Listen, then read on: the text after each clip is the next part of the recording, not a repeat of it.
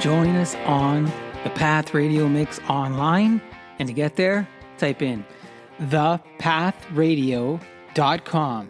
That's thepathradio.com. And enjoy free streaming music all day long. That's it. thepathradio.com.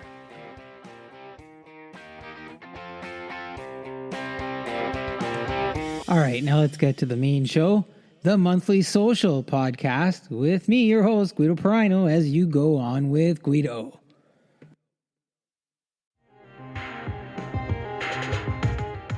Hello, everyone, and welcome to the April edition of the Monthly Social, now coming to you in 71 countries and over 770 cities. I am your host, Guido Perino, thankful that you're here with me. The music feature for this month is the first ever female DJ for the Toronto Raptors, our girl, Flavia. She will have stories, inspiration, and new music for us to enjoy. Then we take a ride near the Florida Everglades as we catch up with sustainable living advocate Cynthia Schaef, who gives us the ins and outs of her edible landscaping, phytonutrients, and regenerative agriculture. I also explore if it's the right time to buy a new car. More tales from the sauna, some exclusive sports talk, a look at the Olivia Rodrigo Guts Tour, plus a whole lot more, and of course, music from our featured guest, Flavia. If you haven't yet, please consider subscribing to the show wherever you get your podcasts. Now, let's go! But first, a word from one of our friends of the podcast, Johnny Prosciutto. Johnny Prosciutto, artisanal Italian homemade products. We make it like our grandfather, or as we say, Nonno. Naturally cured, old-fashioned, and delicious. Order online at johnnyprosciutto.com, and we deliver right to your front door, where the only thing left for you to do is enjoy it with your friends and family. That's johnnyprosciutto.com.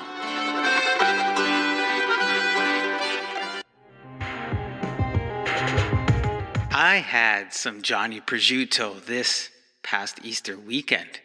Of course, not on Good Friday, because as per tradition, we don't have meat on Good Friday. But afterwards, we cut up some of that nice, sweet and hot salami and sausage and cacciatore, and it was good. So, if you hit up my friend Anthony over at Johnny Prosciutto, I'm sure he will take care of you.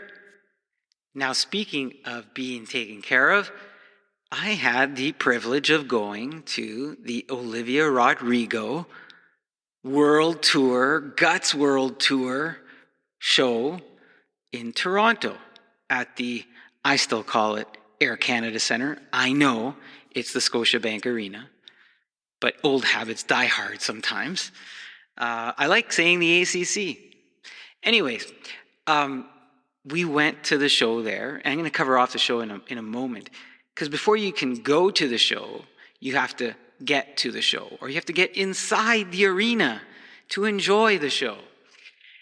And getting inside the arena was an interesting experience.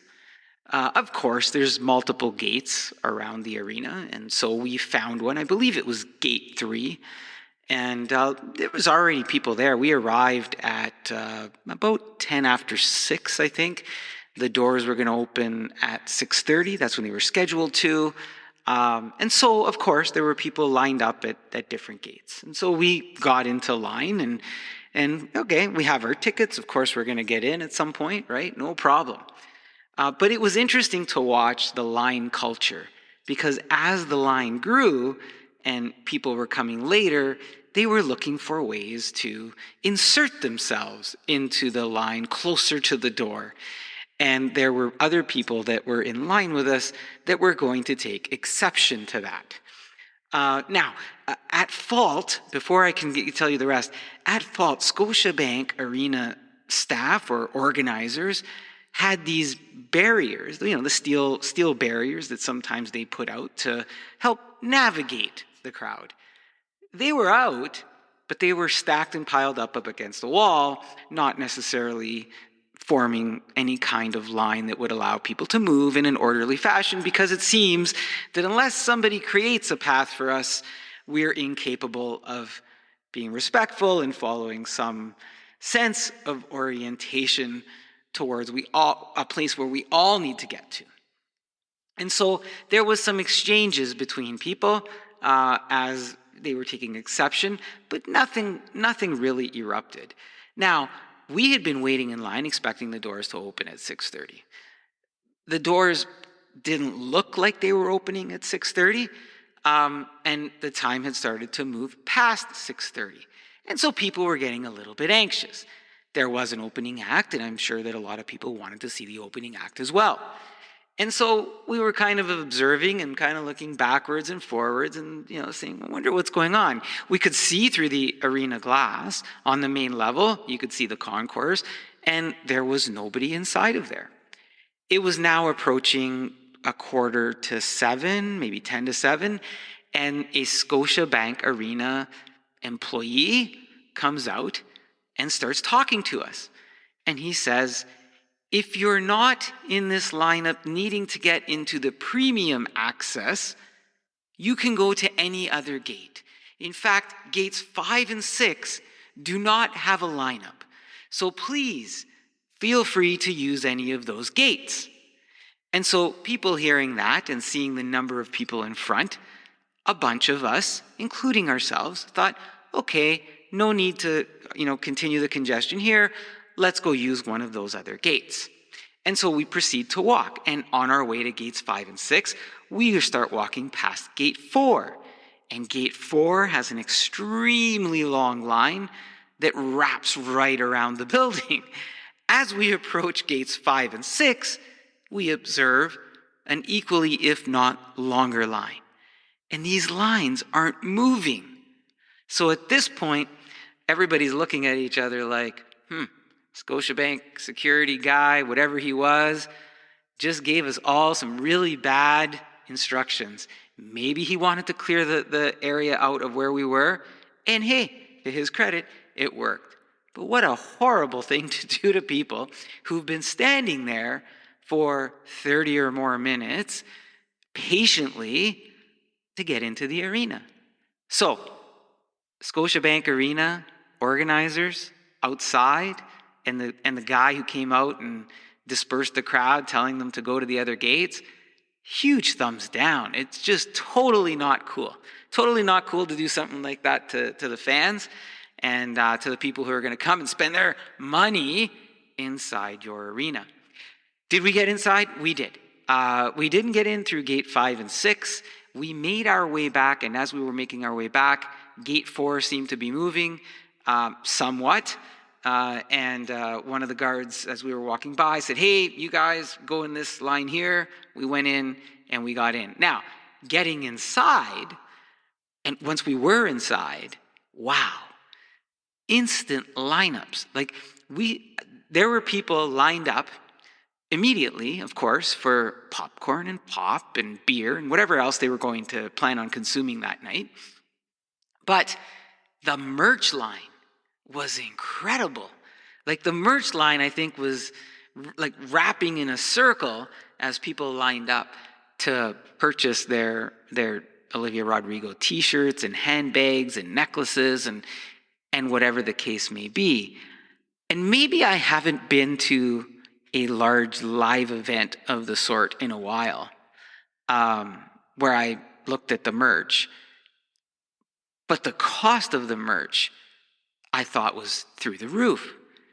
A pullover sweatshirt with a little heart that had the word guts on it was $110, plus applicable taxes, of course. And there was a very small size t-shirt, again, with, I think, 5 or 6 words on it, and that was $60 to $70. And I'm looking at the prices and looking at the long lineups and thinking to myself, it's pretty incredible that these people are all lining up for this merch. Now, before we got in, as we were waiting in that lineup outside, there was a couple of gentlemen who were walking up and down the aisle of people, and they were selling t-shirts for $20 each. And they were not they were not selling a lot of t-shirts. I think people were waiting to go inside and see what was available in the merch. And so I thought to myself when we were inside, I wonder if these folks are going to buy t-shirts on the outside after the concert because they're seeing what these prices are. Now, being that this was our kids' first sort of big concert, we made the offer of, if you would like a t-shirt, let us know. We'll stand in line and pick something up for you. And to their credit, the kids actually looked at the merchandise, and their response was, I think it's too expensive and we're okay. We don't want one.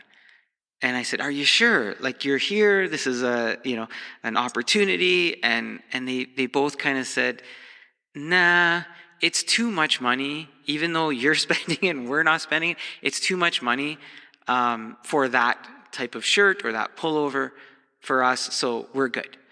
And so I did say to them, if you change your mind, let us know. We'll take care of it later. But let's go get something to drink so you have something to drink before we go find the seats. And so we went into the concession line. And so 2 bottles of water, the kids wanted water, and 1 soda. They didn't want popcorn because their philosophy was, we're going to be singing and we don't want to be eating while we're singing. I thought, they've planned this out. They've thought about it. So 1 soda and 2 waters came out to $25. I don't know. I mean, $7.50 for a bottle of water at an arena? Is that a good price? Seems like a lot for water. But don't want to have cotton mouth during the concert, especially if you're singing. So I guess you just pay the price. So I don't know, from a being taken care of perspective, if I necessarily felt that, especially starting off with the Scotiabank Arena security lying instruction guy, or the inflated concession prices that we just paid. But the night moves on because we're here to enjoy the show. And the show starts off with an opening act called Chappelle Roan. And like I told the kids, sometimes I enjoy the opening act more than I do the main act. And Chappelle puts on a fantastic opening act. In fact, the kids came out of that concert and thought, wow, she was really good, Dad. You were right. She was really good. Now, look, they loved Olivia Rodrigo, but Chappelle may have made herself some new fans that night. And so the opening act was a good experience. We felt good. Watching the kids during and not just our own kids, but just around the arena, all around us, there was a lot of rage as they were singing these Olivia Rodrigo songs. Like, some of these girls were clenching their fists and throwing out their hands and shouting the lyrics. And I thought to myself at one point, will I ever hear Olivia Rodrigo actually sing her songs with her own voice? Or will I hear the masses of these teenage girls continuing to sing her songs? And it varied. But look, that is by no means an attack on how much these kids enjoyed themselves. It was worth the price of admission almost to watch how happy some of these kids were. But just how the emotion and how they emoted and how they hung on every single word and lyric and music, song changeover, it was an incredible thing to watch. And you realize in that moment the power that this artist has over the influence of all these young children, young minds, teenage girls. Some of it very positive messaging. I mean, you see these girls and they're looking out at Olivia Rodrigo and what she's doing and Chappelle Roan and thinking, that could be me. And so from a positive role model perspective, from a goal-setting perspective, it is something really cool to watch. Now, some of the language and other things throughout the show, you hope that as parents you explain and level set some of the meaning and things like that, and that you're able to have the open conversation. But entertainment-wise, phenomenal stage show.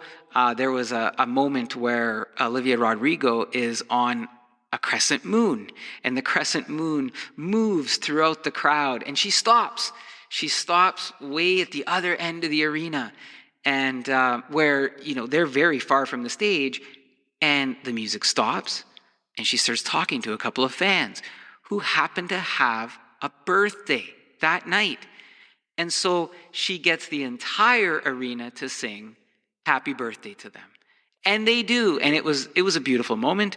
What an exciting time for those kids who had that happen to them. And it was just genuine. And then she proceeds to ride the crescent moon around the other side of the arena, stopping at various times, very engaged with the crowd, waving to the girls and to the fans. And the fans are waving back or starting to wave. And I think she did her best to engage with the crowd as much as she could. And so I did like that part of it. Look, the show goes off very well. And then, of course, it comes to an end. And one observation as we're going out, because, as you're going out, before you go out into the streets and in your cars and start heading home, everybody needs to go to the washroom, right? Take a washroom break. And it is something I noticed when we first walked into the building. But I believe Scotiabank had converted several of the men's washrooms into women's washrooms. I got to put a picture in the show notes somehow that shows you down one of the hallways of the arena. It's all women's washroom signs all the way down. And I thought to myself, do they have any washrooms for men tonight? And I eventually found one or two of them. And here was the interesting thing. I don't think I've ever been at an event, at an arena, where as a man, I could walk into the washroom without a line and then have my choice of whatever washroom facility I wanted to use, whether it be a stall or a urinal. I had a choice. In fact, I could start at one and finish at another because there was only myself and maybe 2 or 3 other men, because the crowd was largely girls and women. And so it was, even washing my hands, it was like, oh wow, look at all the sinks. I could pick whatever sink I want. And they were clean. Of course they were clean because they really weren't being used. So I understood the philosophy. So for as bad as Scotiabank did on the outside and some of the things on the inside, the washroom, whoever came up with the, hey, let's convert some of these washrooms because we understand the type of crowd we're going to get, great idea. It really worked out very well. And so good to see that part. Now, as we made our way outside, the guy selling the t-shirts, he was there. And you know what was happening? More people were buying t-shirts because they didn't feel that they got taken care of inside the arena with the merch prices that Olivia Rodrigo was putting out there for her merch. And so those $20 shirts were now going much faster than they were at the start of the night.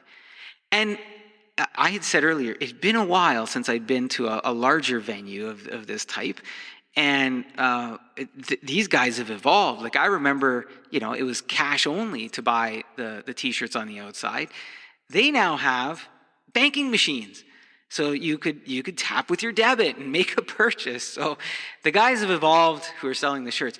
Do I feel comfortable tapping my card, to a guy who's selling t-shirts out of a duffel bag? Probably not. I'd still probably try and go the cash route if you're going to make that type of purchase. But there were people lining up and consuming that. Now, after the concert, here's the interesting thing in terms of the feedback from the Olivia Rodrigo PR group, whoever they are. Leading up to the concert, I was getting emails constantly and steadily. Hey, here's the concert's coming up. Buy some merch, buy some merch, buy some merch. After the concert, I got a thank you Toronto email. And hey, by the way, buy some merch. And for fun, I clicked on it and looked. And they still had the $70 t-shirts and the $110 or $120 pullovers. And they had some new shirts as well. But it was very clear to me that from start to end, the PR around this was very, very focused around maximizing the income that you could take in at each of these events for her. And so I don't know if I enjoyed that part of it as much. It's a necessary evil. That's what they're trying to do. They're trying to sell merch, of course. It's just, it was so steep that after the prices of some of those tickets, I don't know if it was affordable or if some of the guests could continue to support it in that way. Anyways, overall, family had a great time, good concert. I enjoyed it as well. I thought Olivia put on a great show, sang very well. The theatrics, the whole environment was a great experience. Not as great of an experience was leaving, trying to get to our car and getting out of the parking garage. I don't know if you've ever driven in downtown Toronto. There's a lot of one-way streets. And so, as we're making our way about, there's some construction to add to the confusion. And there was one point where cars around us were trying to make 4 lanes out of 1 lane. I had one car next to me that was half up on the sidewalk because it was trying desperately to get into the middle lane because it didn't want to turn left. And so it was going to hit whatever sign, people, or anything in its way to try and get to where it wanted to go. And it kind of reminded me a bit about what's going on in the world today, Sometimes, you talk about being taken care of. Sometimes we have one road, and it's just a matter of each of us taking a moment to allow someone in front of us, but also someone else allowing us in front of them. Reciprocating, taking care of each other. And then we will all get to where we need to go. And part of this is accountability. Understanding that we are each accountable for our own actions, our own future and destiny. I shouldn't blame you if you have something I don't, and I didn't put in the same work efforts as you. Why should I be? Anyways, taking care of each other, being truthful with one another, those are all important things. And I know right now, as we're introducing this show, there's a lot of debate going on around in Canada, especially around the carbon rebate and interpreting that as taxes and 23% versus the actual 3 cents. And there's just a lot of noise there. And everybody, if you can, just take a moment, breathe, think about what you're going to say. Think about the person next to you. Just very much like when we go to these big events, it's a better experience for everyone if we can find a way to do it together. There's another thing that we're going to do together, and that's the solar eclipse. Now, the solar eclipse is happening on April 8th, 2024, and depending on where you are, you'll have different heights and views of it. Where I am, here in Richmond Hill, the eclipse will start at 2:05 p.m. and reach its maximum at 3:19 p.m. The moon will cover over 99% of the sun during the maximum phase, and it is important to take proper safety precautions when viewing the eclipse. Remember to never look directly at the sun without proper eye protection, and to keep everyone safe, especially children, as they are more sensitive to the sun's rays. Now, Niagara Falls, where the solar eclipse is expected to be at its best viewing, they're expecting an influx of people now for a long time, and they've declared a state of emergency because of the volume and because of the event. So there's a lot of news out there and a lot of conversation about what a solar eclipse is, what it isn't, what we should or shouldn't do. So based on the Weather Network, they put together some myths, and I'm going to cover these off right now just so that you have some information. So during a solar eclipse, there are both myths and facts that are associated with the celestial event. First, myth: it is dangerous to be outside during a solar eclipse. The fact is, it is safe to be outside during a solar eclipse as long as you take proper precautions to protect your eyes. Myth: pregnant women should not watch a solar eclipse. Fact: there is no evidence to suggest that watching a solar eclipse is harmful to pregnant women or their unborn babies. However, it is still important to take eye safety precautions. Myth: animals behave strangely during a solar eclipse. Fact: while some animals may exhibit changes in behavior during a solar eclipse, it is often due to the sudden change in light rather than any mystical influence. Myth: solar eclipses only occur during the daytime. Fact: solar eclipses can occur at any time of the day, depending on the alignment of the sun, moon, and earth. So there you have a few myths and facts for you to consider as you go out and enjoy, perhaps, the solar eclipse. The underlying message here is always that you have certified and appropriate eyewear if you're going to try and observe the event directly. So make the best of that situation and enjoy yourselves. And I do hope that as we continue our show, that you're going to enjoy it as we move to our next segment, of course, with our first ever woman DJ for the Toronto Raptors. Here is Flavia.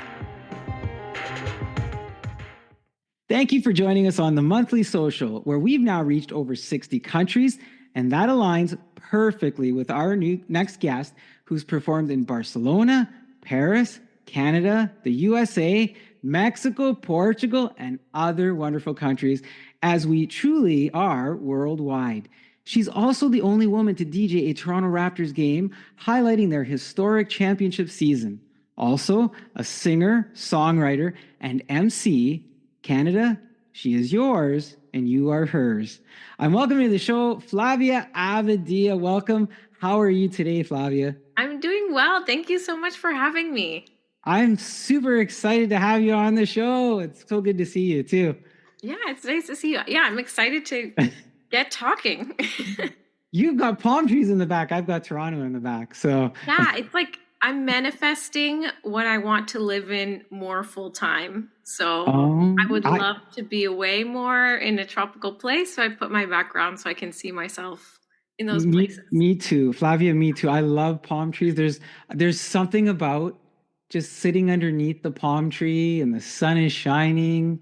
Yeah. I love white sand. So yeah, we're bringing people with us there as we talk about it, right? Yes. Oh my gosh, we should cue like wave sounds right now. Beach. You know what? I'm going to do it. If people hear it when they're listening and you hear the waves, we're going to work those in earlier. You're okay, like, cool. what are wave sounds? Look, you really are global. Like I mentioned all those places. And tell me if I got this right. You're born in France. You have a Colombian and French Canadian heritage? Yes. And when did you come over from France? So I came over to Montreal when I was 5 years old, and I was there for 2 years, and then I moved to the Greater Toronto area for, I guess, most of my life. I've traveled and lived abroad in short periods, but yeah, I've mostly been in the GTA since I was, I guess, 7 years old. So Montreal, like I love Montreal. So that's awesome. Do you remember like being 5 and moving and going through that transition? I do. I do remember. I remember looking at my empty house being like, oh wow, there's no more furniture in here. Or when we left the house and I was like, oh, this is the last time I'm going to look at the house. I don't know. I have a lot of memories from there, mostly of my house and right. Actually a little bit of school too from there, but yeah. See, people like I have memories. People think I'm lying when I say to them, you know, I remember being in Italy when I was 3 years old and visiting my grandparents and things like that. And they're like, you don't remember that. I'm like, I do. I remember that. And they're like, you can't remember when you're 3 years old. But I'm like, how do you know what I can remember? I do. I have recollections of my grandfather in Italy. Oh, right? Nice. Yeah. But so at 5 years, so in France, do you remember having friends there and going through that transition too at that age? Or? I remember like friends at birthday parties and stuff. I remember at recess, like in school, I would like memories that stick out to me is I would sing by myself we had like this little hill and I'd be so happy just walking on this hill singing to myself. I don't know. You were performing. You weren't just singing. You were starting your career right there. Yeah. right? Wow. Have you been back since, or like, I mean, you've been traveling everywhere, Well, but I did an exchange in France in university, and I realized like how different it is than here. It was, yeah, it took me time to get used to the pace of life and differences there. And then when I came back, I got a cultural shock coming back to Canada. It's like, oh wow, things are so different.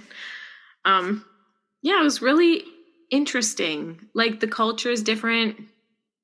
Getting things done is more efficient in Canada, for example. Like mm. if you want to get a phone or if you want to, I don't know, it's everything's very easy here. And things are open later and longer. There it's different. See, It's that's interesting. Like you say that, and people who live here sometimes don't have that perspective. They think, oh, things are so hard and it's not working the way we want it to, and oh my right. gosh. But life in Europe is different, right? And I've spoken to people who have lived abroad as well. Like in Canada, we really have it easy.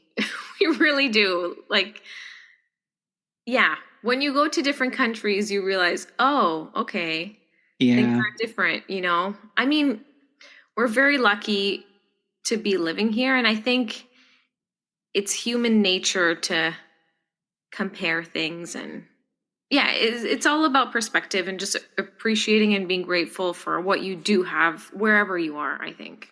Yeah, and I think you know what, you and I opened the show and we were joking around about the palm trees, but there's nothing wrong with the maple tree. You know, there's nothing wrong with it, Yeah. and we have to enjoy it and love it too. So, but Yeah. listen, I'm really glad you actually said that because you know, with all the things going on in the world, I'm instead of trying to focus on the negative, I always try to tell people some good things about Canada or point out the positives, the things that we do have, as opposed to Yeah. always focusing on the negative because there's just too much negative sometimes in the world, right? Too much fighting and all that stuff. I don't like it.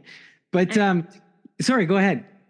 and you said maple trees. I love maple syrup because I'm half French Canadian. So, yeah, that is a big bonus of being here. You get maple syrup. Maple syrup is a beautiful thing. It is. Now I gotta ask, French Canadian, you went to Montreal. Mhm. I know you and I are here in the GTA, right? But Yes. when it comes to hockey, Okay. do you have a favorite team or I don't I don't watch hockey really or follow it. oh no. I know. So I appreciate people who are fans of their Of team. both of their I, teams. All right. yes, All right. I love everyone equally. I thought maybe, you know, having gone to Montreal, French Canadian, that I had a Montreal Canadiens fan on my hands here, and that's okay because I am. So Okay, that would nice. be fine too, right? But yeah, I'm a hockey nut. I love hockey, and Cool. part of the other things I do is very much hockey, but also very much music. And that's what really we're here to talk about your music. Yes. But I wanted to start with the DJ part of you. Hmm. And it's a little bit different from the kind of DJing I did growing up, which, you know, I say, well, it was a little traditional. You know, I'd blend one song into the other song, you know, typically at a bar. I didn't have all the cool mixing stuff that you do. How do you like, and I'm in awe of it. Like, I really love, like, you know, like how you're blending the sounds and doing all that stuff. I'm like, wow, man, that is so cool. But how does somebody get into it? How did you get into it? And what influenced you to start doing that and going, yeah, man, I can do this? So there's a number of things. One of the things is I was in a very serious car accident in 2013, and I had a traumatic brain injury from that. So I had a lot of issues. I had to relearn a lot. Like my frontal lobe was affected, so I couldn't regulate my emotions at that time, and I had memory issues, and lights and sounds were a big problem for me. Um, so, anyways, I was recovering physically and mentally because I had to learn to walk again and all that stuff. And then during my recovery, I realized that a lot of doctors didn't know like how what to tell me in terms of recuperation or next steps. And I love music. I love dancing, singing, and I was like, why don't I just make music a bigger part of my own rehab? And one of the things I did was learn to DJ. So I bought a controller at Long and McQuaid. I started practicing by myself, YouTubing things. I realized there weren't many great YouTube videos. It was either super basic or really advanced, and it didn't show me step by step. Actually, because of that, I'm thinking of actually creating a DJ course because I have a teaching background as well. So I think that would be helpful for anyone who wants to learn to DJ. And I got mentors. So I got a mentor, DJ Dopey, who's a DMC champion of the world, and also Four Corners, who's the official Toronto Raptors DJ. And yeah, I basically paid them for their time to give me lessons. I'd practice by myself, sometimes like 6 hours a day. You know, I was just really into it, and it really helped rehab my brain, like learning how to mix two songs together. And yeah, I learned on with records, like with vinyl, and then I also learned with my controller. I did bars. My first gigs were at bars as well, like you did. And then it just grew from there. I started getting more gigs. I did a lot of weddings. I did bar mitzvahs. I've done corporate festivals. Yeah, I've done a lot of almost every event you can imagine. I've been speechless for the last couple of minutes listening to your story here, from the accident, and then you know, sort of self-directing yourself through this journey. Like, first of all, congratulations. The perseverance to get through something, and the trauma, right? To get through that trauma and then come out as you did. You know, having your self-awareness to you know, say, hey, I'm going to try this other thing here. And you reminded me, I've had on the show, her name is Jennifer Buchanan, and she's a music therapist. And yeah, she did a whole book, and we talked about music therapy and how she, you know, how we can use that for rehabilitation and things. Nice. But you're living proof like that you actually used music therapy in a sense. Yeah. Not only to rehabilitate yourself, but to discover these talents and skills that you've shared with all of us. What an incredible journey. And thank you for making me feel good that, you know, just like you, I think you're a little bit different. You've taken it to another level. You know, I think I was on the last episode where I was talking with Neil Osborne from 5440. And I was sharing one of my DJ stories where I was in a cage, and people have to listen to that. It's just funny. But yeah, so you end up doing this, you're self-taught. You get to, you know, you're doing all these events, and now I mentioned in the intro that you're the only woman to DJ a Toronto Raptors game. Like that's barrier breaking, I think. Do you think, like, where does that do for women in terms of putting them on that stage? And I seen the pictures, and you're kind of there, and you're doing your thing, you look great, you sound good. Like, how does, you know, what does that do for women and you know, barriers in terms of that? I don't always think about that. I just am myself, and I just try to do more all the time, and just like stay aligned with my purpose and what I like to do. And while I'm doing it, I also try to kind of change the conversation as I'm doing things. Like, even with my original music, when I make music videos, I do like an active effort to either get like a female videographer or female people to help me, or people of color. Like, I try to give as many opportunities to people who might not necessarily have them. And create like great products and great videos and great music. I love collaborating. So you get that diversification, right? You're diversifying. Yeah. I just look at things like that, and I think, you know, if a young girl sees you doing that, then maybe there's some inspiration there, something that maybe they wouldn't have thought of. You know, you think DJ, and growing up, even us, like, we thought DJ, we wouldn't have necessarily thought girl DJ. You always thought boy DJ. But then you see it, and then you're like, wow, you know what? Look, if she can do it, maybe I can, or maybe I can learn. That inspiration, you know? It's it's musical, right? It's not Yeah. like, I can understand if someone says, oh, like in a sporting event, if certain one gender is stronger than the other or whatever, but this is Right. music and it has nothing to do with any of that. It's just your creativity, your ability to read a room, your music taste.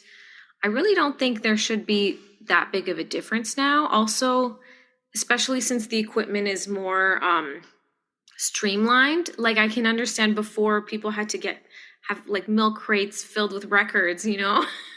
But we don't have to do that anymore. Yeah. Well, it wasn't quite records. I was carrying around at the time. I was carrying around CDs, Okay, nice. boxes of CDs.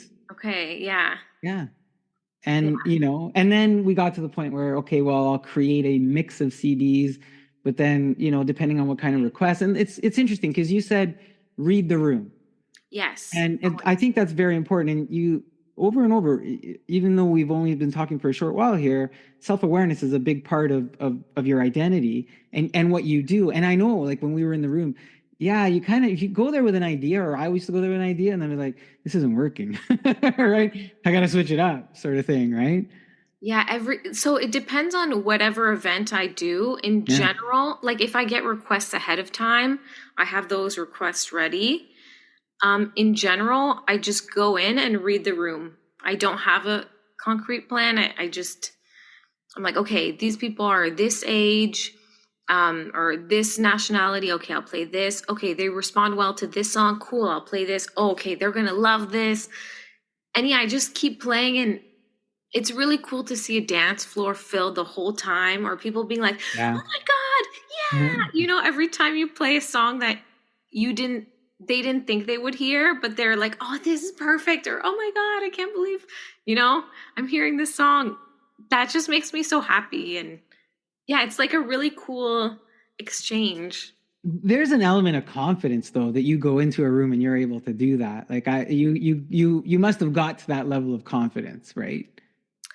Yeah, I think I mean, I guess, yeah. And also with DJing, it's not, I mean, it depends what kind of show or event it is, but in general, it's not about me. It's about the audience. So I'm really playing to what they want to hear, and I'm just reading and seeing what they want. Yeah, I think. So, Flavia, how did you find yourself in that opportunity during, like, with the Raptors in that championship run? How did that come about? So I've DJ'd for so many different entertainment companies in Toronto, the GTA, and also independently.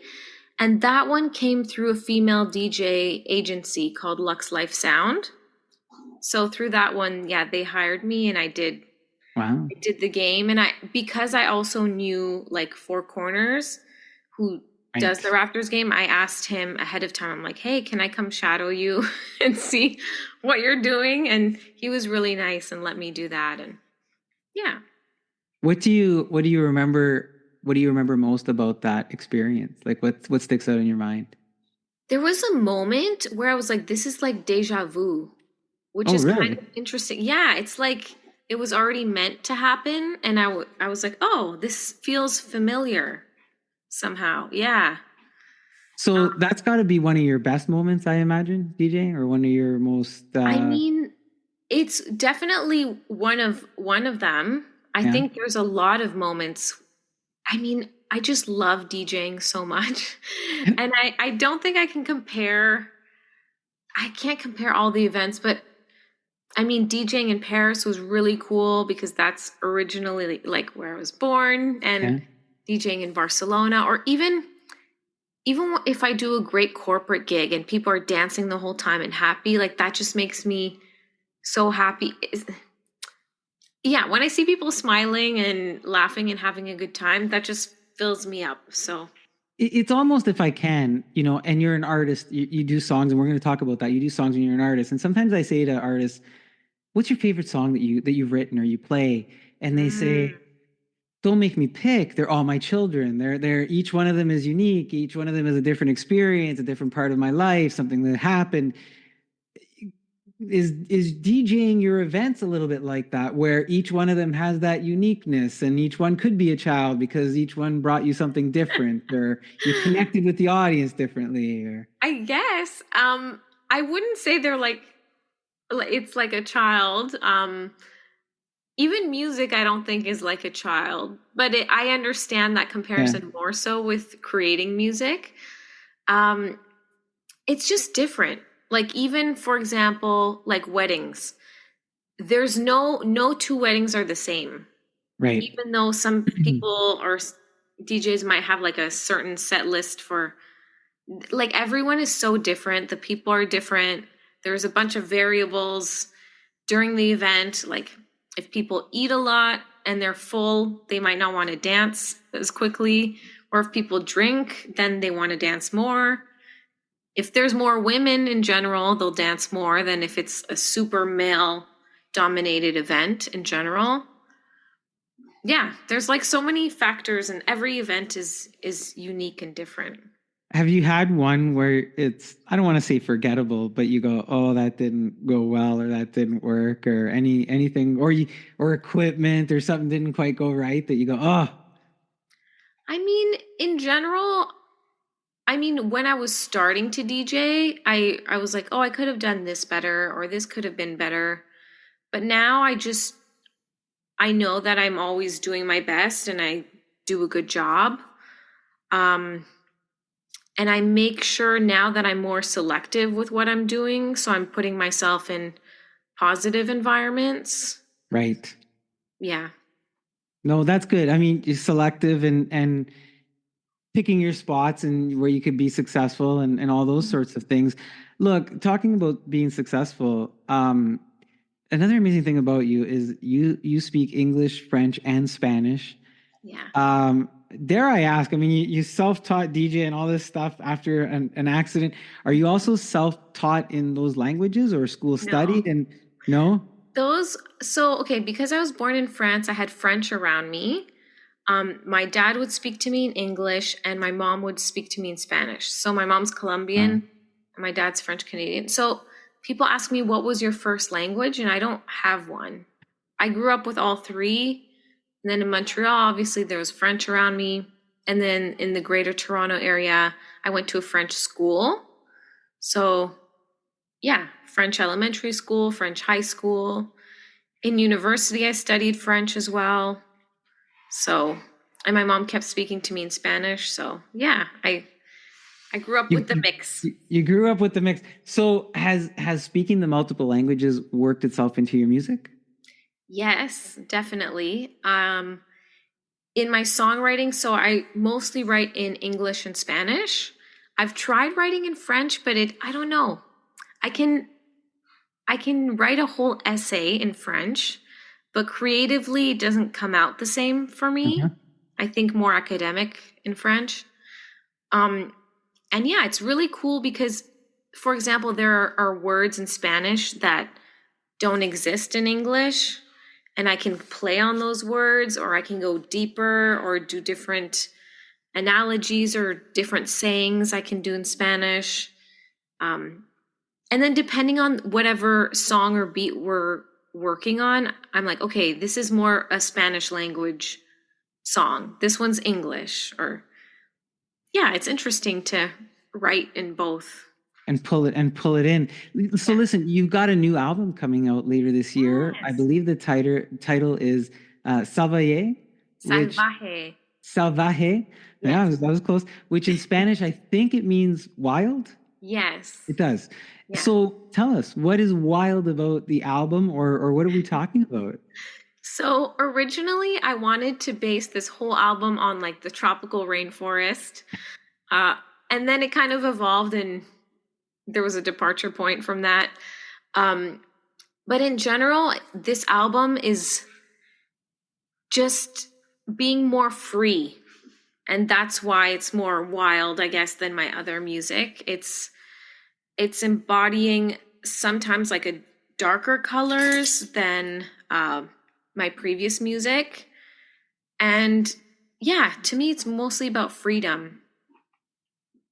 And And I understand, part of that, your new album, it's mostly in Spanish, Yes. except for maybe a couple of songs. Yes, exactly. So it's mostly all in Spanish, and then there's going to be a couple of cool surprises in there. I like surprises. Surprises are fun. Why did you end up going mostly Spanish with this one? So for this album, I actually got a Factor grant and I applied with my Spanish music. So yeah, Factor helped me out. Shout out to Factor. Thank you so Hey, much. right on.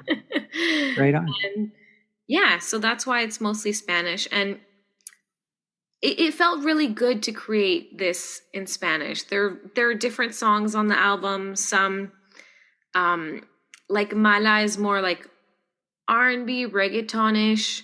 There's another song that's called YNQF that's like a mix of dance electronic with guaracha. It's kind of has that Pepas by Faruco vibe. And then there's another song, which I'll send you all these songs, called Ten Cuidado, which is dembow influenced. So, and it has a little bachata elements. I really got to play and express myself in different ways, which was really cool. You get me excited to hear all this music now, and I love the way you say those words. So, has your mom and dad, like, have they heard the music? Or I mean, yeah, they've heard some of it. I try. I just go through my own process, and if they like it, cool. If they don't like it, I know they're not gonna like. I mean, I have a music video coming out for a song called Peligrosa, which means dangerous. And yeah, it's a very sensual music video and it's very sexy. So I know that they probably won't like that, but it's okay. I just do what feels good for me and express myself, and then but we love mom and dad. We love you still. That's yes, of course. Of course.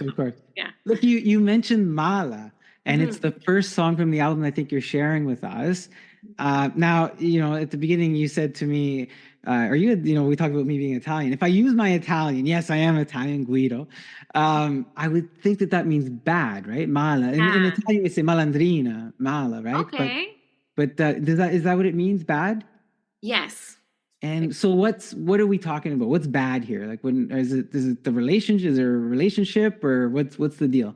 So that song has kind of like almost like a old school vibe, like Havana, Cuba, like gangster hats, or even New York vibes. It's kind of like a Mr. and Mrs. Smith type of song. So the woman in this song is kind of telling the guy, like, hey, I know who you are, and you're trying to figure out who I am. It's like both of them have a secret. They're trying to figure it out. And then it's up to you, the listener, to interpret what happens in the end. But yeah, it's cool because it's about being free, I'm in my regular life, I'm like super nice and good all the time. So it's a cool way to express myself and be, I guess, a little bad through my music. Love it. We're playing it up here. This is getting more exciting the more we talk about the album and the song. So, the song Mala, you produced I believe with Medi Landia. Yeah. And so what does Medi, if I can say Medi, what does Medi bring to the song or to the whole process for you? So he's the producer who I've worked with on most of this album. And he is half French Canadian like me and half Latino like me, but he's half Dominican. So we both have very similar musical influences. And then, I mean, he's really good at what he does. And in the process, so when I go to the studio in general, when we're creating something new, we create it from scratch. So let's say I give him a direction of what I want to do. He maybe will get like a drum pattern or instruments going, and he builds the beat. So I might have ideas for the beat or certain sounds I want or certain samples I want. and then he builds it. And he might also have ideas on the melody that I'm coming up with, or even the words or the way I deliver something. It's really a collaborative process. And yeah, I mean, I love the music we create together. So It's interesting because you mentioned the creative process, and I love exploring that for a moment, and just learning about it. And do you go into the studio and that's where it starts, or are you out and about and something gets in your head and you're kind of lay something down like a little recording, and then you go in, or like, and I know some artists really have a process, like they'll go in and they need to have a certain room and a certain, like what's yours? Are you open? yeah, so in general, I mean, sometimes ideas come to me and I record them on my phone for sure. I've done a couple of songs like that. But in general, I really like creating in the studio.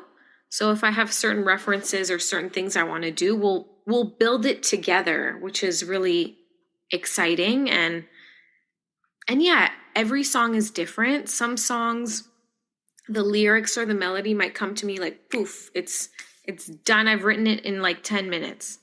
Or some of them might take several sessions, or I'll get someone else to help me with some of the songwriting. For Mala, I had a friend help me with some of the songwriting of it. So I gave it to her. She wrote something. I had ideas at first that I sent to her. She sent me something back, and then I took pieces of that and built it into the song it is today. So it depends. It depends on the song. It depends. But in general, I build from scratch with the producer in the studio, and that's how I work best, because I have ideas for the beat, and then he may or may not have ideas for the melody or the words or whatever. Yeah.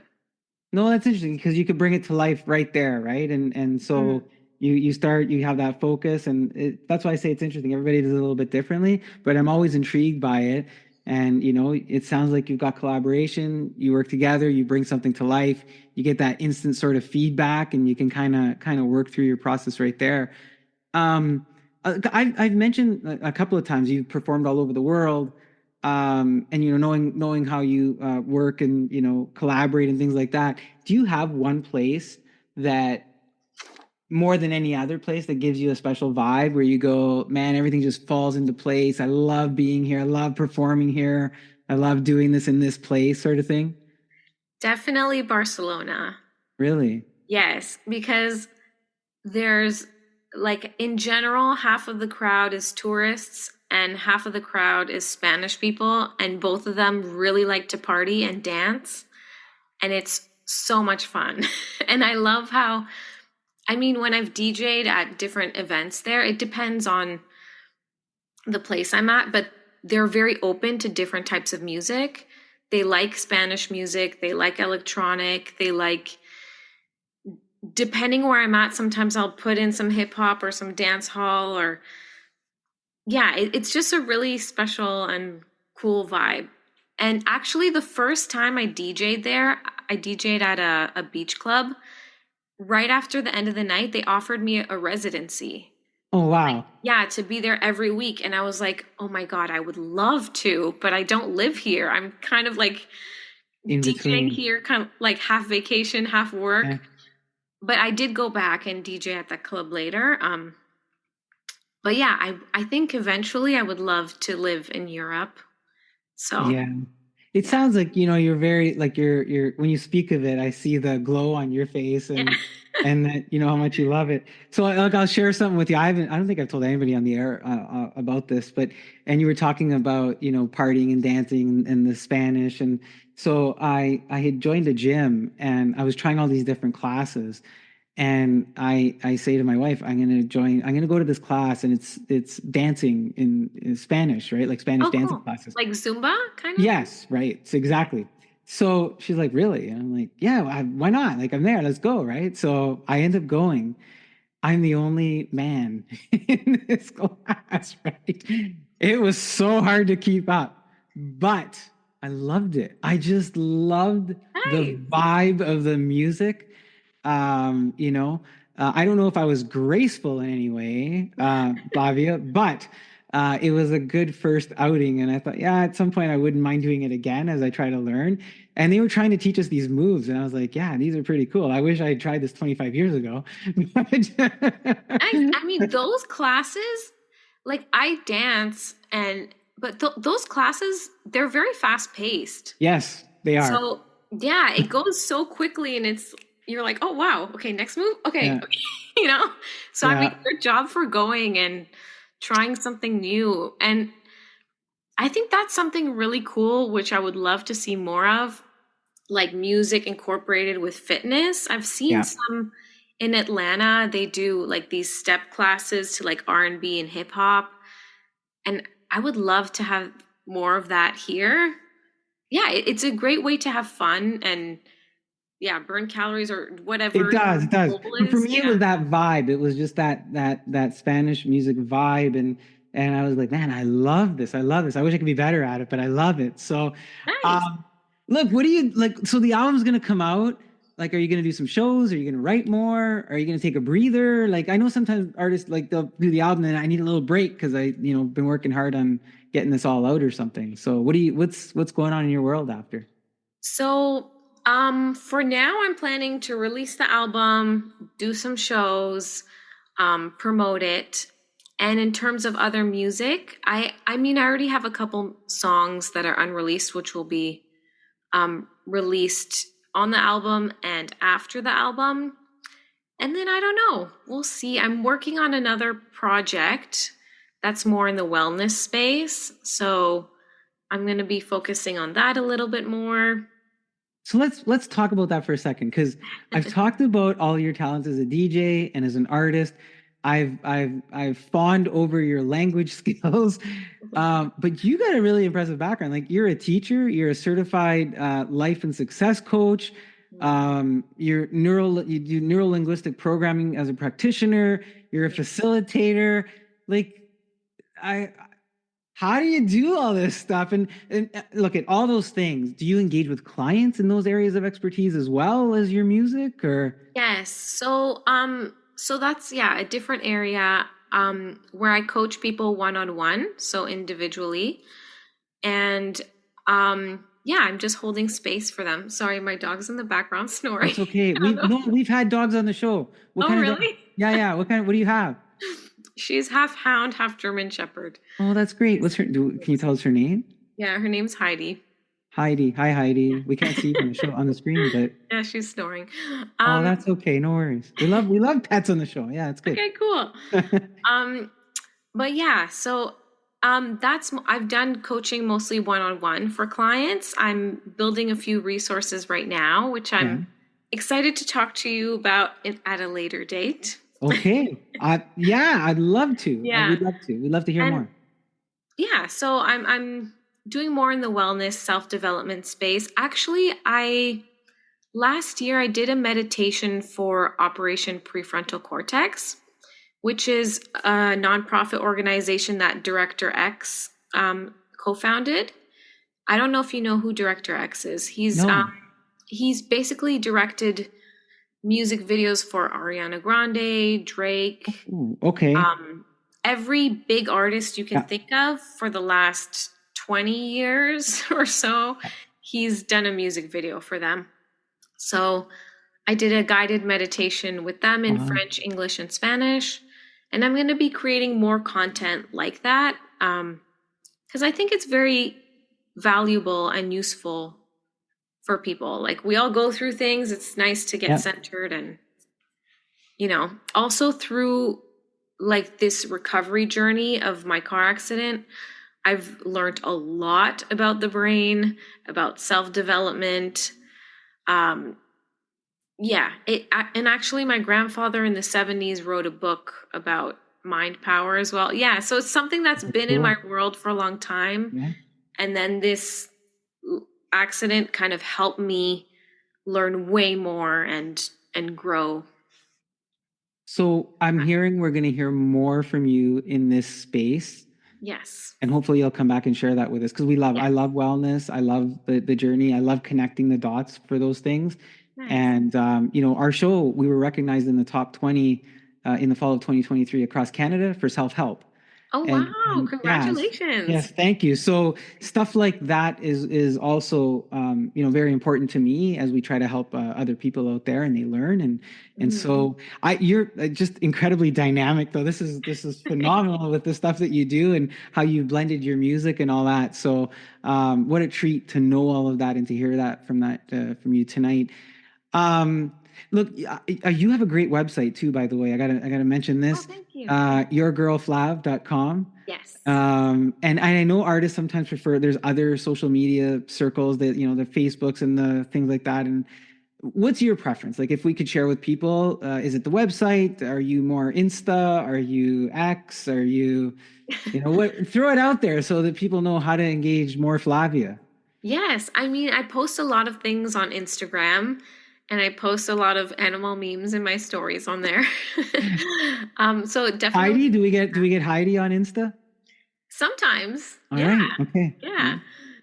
So yeah, on Instagram, my website, and I'm also going to be putting a lot more on YouTube as well. So yeah. So maybe we'll throw those links in the show notes for people to connect with you. And you can give me whichever ones you want, and we'll make sure that they have access to that. And I almost, just in this last question, I almost shortened your name. I almost said Flav. Flav is fine. Yeah. I mean, is that I'm your girl Flav on all social media. Traditional spelling, YOURGIRLFLAV for people looking me up. So yeah, Flav is fine. Do your friends say just Flav? Like, did they shorten it or? Yeah. Yeah. Depends. Yeah. Or even people I work with, they're like, oh, Flav, this, whatever. Yeah. Yeah. It's funny how that happens. We get our name shortened. Look, man, it's been a total pleasure having you on the show. I'm so thankful. I'm excited for your music. I'm excited, your talent and the stories you've shared with us. I'm pumped to hear more from you. And I've probably eaten up a lot of your time tonight. Oh, no. But before you do go, is there anything else that you wanted to share with us or leave us with? Just love yourself. Yeah. And do what makes you happy.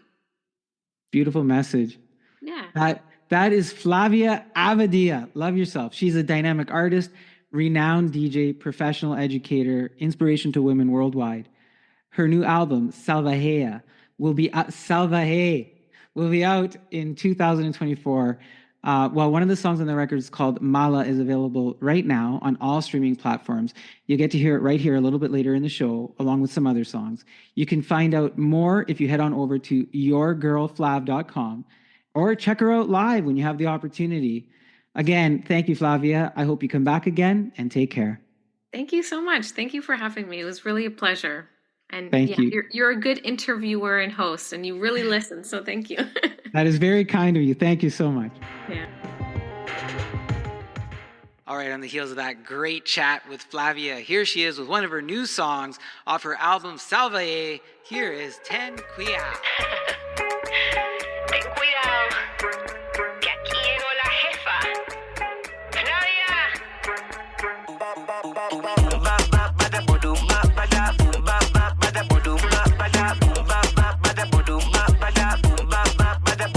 Yo no me comparo, una niña fina que anda buscando un malo. Por el día linda y en la noche me disparo. Soy la diferencia y el tráfico yo paro. No me comparo, el día interrumpía, pasé la meta. La diva ya llegó, todo el mundo alerta. Pendiente de la poli por si se acerca. Rápido, furioso, caliente tú estás. Yeah, yeah, yeah. Zúmbala, dale gas. El nitro que prende la turbina. Acelera aumentando velocidad. Como gasolina vamos a quemar. Zúmbala, dale gas. El nitro que prende la turbina. Acelera aumentando velocidad. Algo adentro me va a explotar.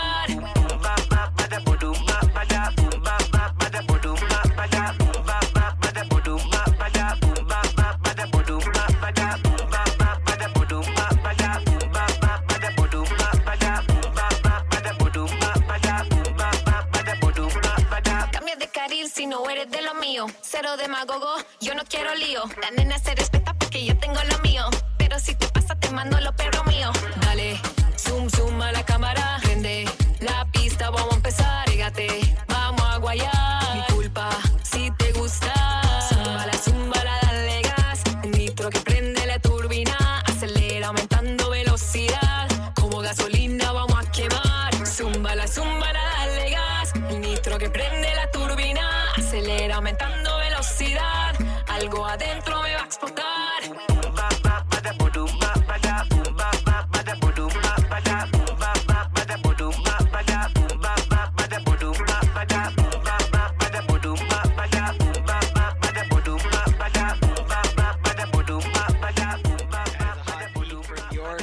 Flav with 10 Quiao off her new album, Salvaje. Stay tuned for more music from our girl Flav coming up in the show.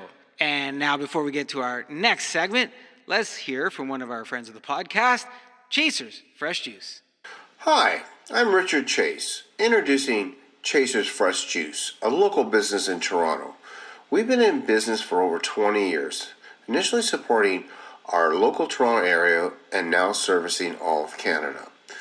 Chasers provides fresh organic juices, ingredients including citrus zest, dehydrated garnishes, and fresh citrus peels to enhance any cocktail or recipe you can think of. We have successfully supplied restaurants, distilleries, craft breweries, and bakeries across the country. Reach out to orders@chasersjuice.com for any questions you may have. We are a customized fresh juice company, and I'm sure we can help you. Thank you. Now, I know Richard's talking fresh juice there, but he also makes some fresh juice IcePops. These are popsicles with fresh juice and sometimes inserted fresh fruit in them, and they're just really phenomenal, and they're good for you because they're made with fresh fruit and fresh juice.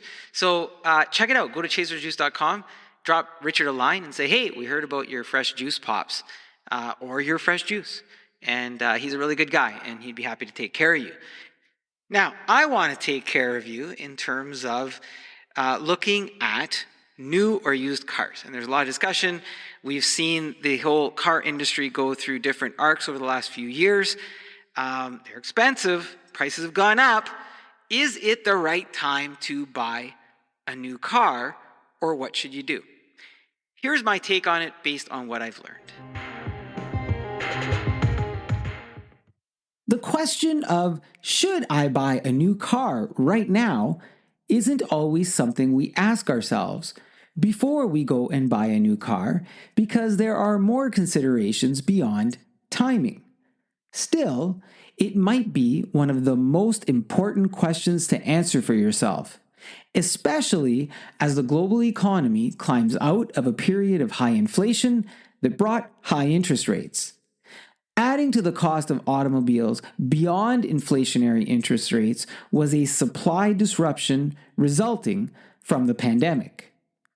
It was clear from the empty spaces on auto dealership lots across all brands that the supply was extremely low, and in some cases, certain models were on backorder waiting lists. With a low supply and a high demand, it was a seller's market, and the dealerships had little incentive to show loyalty, customer service, or empathy for price negotiation. Some auto lots started to show some pre-pandemic volumes in late 2023, but the prices and interest rates remained high as the overall inflation rate had not shown signs of coming down. In early 2024, the lots have not only shown signs of recovery, but dealerships have started to run some of those "please come see us" ads that haven't quite reached the begging stage, but are showing signs of the market shifting to a more balanced buyer-seller relationship. The relationship between customers and car sales representatives, one always based on trust, has eroded during the past few years. Customers tell stories online where prices were readjusted after contracts were signed and waiting lists were compromised or repurposed. In early 2023, I had one sales representative tell a family member that if they didn't buy the car on the same day, that it would probably be gone within a few days. He also added that while no one else was looking at it, that he could not hold it for them. The car was gone the next day, and he didn't even bother with a courtesy call. In another case, someone's contract was nullified because the dealership said they made an error on the model they quoted and that it was on back order for months. The deposit the customer had made over a year ago was returned to them. That same car and model was later listed and sold at $10,000 more within days. As the market changes back to a buyer's market, customers are going to remember these experiences. As customers look into buying a new car, 53% consider the total price, 20% consider the monthly payments, and the remaining 27% consider both. Almost 30% of Canadians are said to be interested in buying a new car in the next 12 months, but 47% say they're unlikely. 40% of Canadians say the cost of a new vehicle is too high, and 59% say the cost will delay their next new vehicle purchase. While new car prices peaked in December 2022, they have since fallen an average of 3.5%. Given some of this information, the signs are pointing to the idea that if you don't need a new car, you might want to hold off a little longer. The prices and interest rates are still higher than they need to be, and with less people buying, those lots are going to continue growing their stock. Plus, interest rates are expected to fall in consecutive quarters as the inflation rate has slowed beneath 3%. With a growing inventory, real auto incentives should start to return. Finance interest rates and overall costs should fall or stabilize. If you can't wait because you need a car more than want one for any number of reasons, like getting to work, getting the kids around, or your current one has simply lived its last days, perhaps consider a used car. Even under normal purchasing circumstances, a used car might always be a fair option to explore. While new cars smell great and have that nice shiny look, they depreciate by about 20% in their first year. Over the next 4 years, you can expect to lose about 15% of its value each year. That means that after 5 years, your car will be worth 40% of its purchase price. So as an example, if you paid $40,000 for that new car, in 5 years it will be worth about $16,000. That means that in 5 years you lost $24,000 just from purchasing that car. If you took $16,000 and bought a used car and then assumed your annual repairs fell in the Canadian average of about $1,500 annually, your maintenance cost in 5 years would be $7,500. The total cost of owning that used car would be $23,500. That's almost the equivalent of the money you lost in depreciation, plus you would have $16,500 in your pocket, and none of those estimates included finance interest costs. Plus, considering new car payments can be $500 to $1,000 monthly, $1,500 in estimated annual repairs for a used car doesn't sound so bad.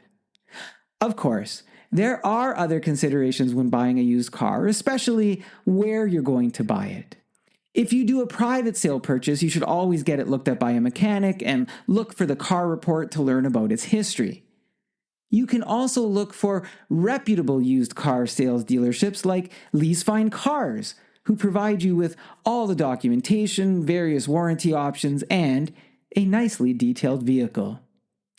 None of this was meant to discourage you from buying a new vehicle, but only to provide you insights on the current market trends and alternative options as part of your decision making. Many love that new car smell and the idea of being the first to drive the new car. Plus, if purchase cost isn't a concern, depreciation might be worth the experience to you.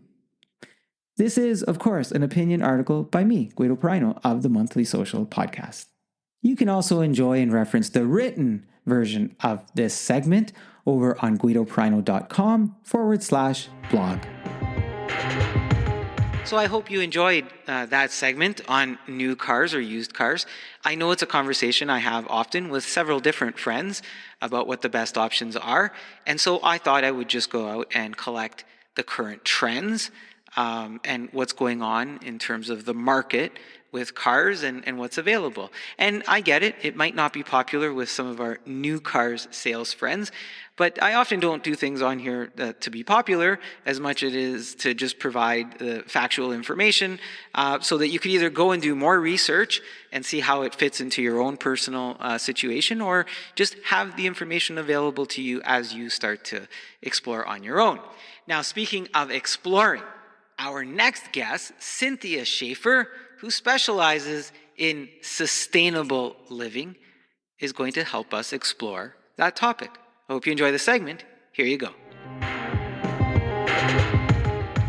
Hello, everyone, and welcome to the monthly social self-help segment. I am your host, Guido Perino, and joining me today from sunny Florida to talk about your real BMI, and that is a Better Me Index, is sustainable living advocate and author Cynthia Schaef. We're going to talk sustainability, edible landscaping, phytonutrients, regenerative agriculture, breathing, moving, and intake. And if you don't understand some of that, that's okay. That is why Cynthia is here, and that's what she's going to help us with. Welcome to the show, Cynthia. How are you tonight? Thank you, Guido. I'm wonderful. Thank you for having me. Thank you for being here all the way from Florida. I think it's Davie, Florida, right? It's Davie, Florida. What a weird name, right? It's interesting. I mean, you're talking to somebody named Guido, so I don't know how weird anything is. But so I got this right. Davie, Florida is about 22 minutes from west of Fort Lauderdale, about 35 minutes north of Miami, and about 20 minutes east of the Florida Everglades.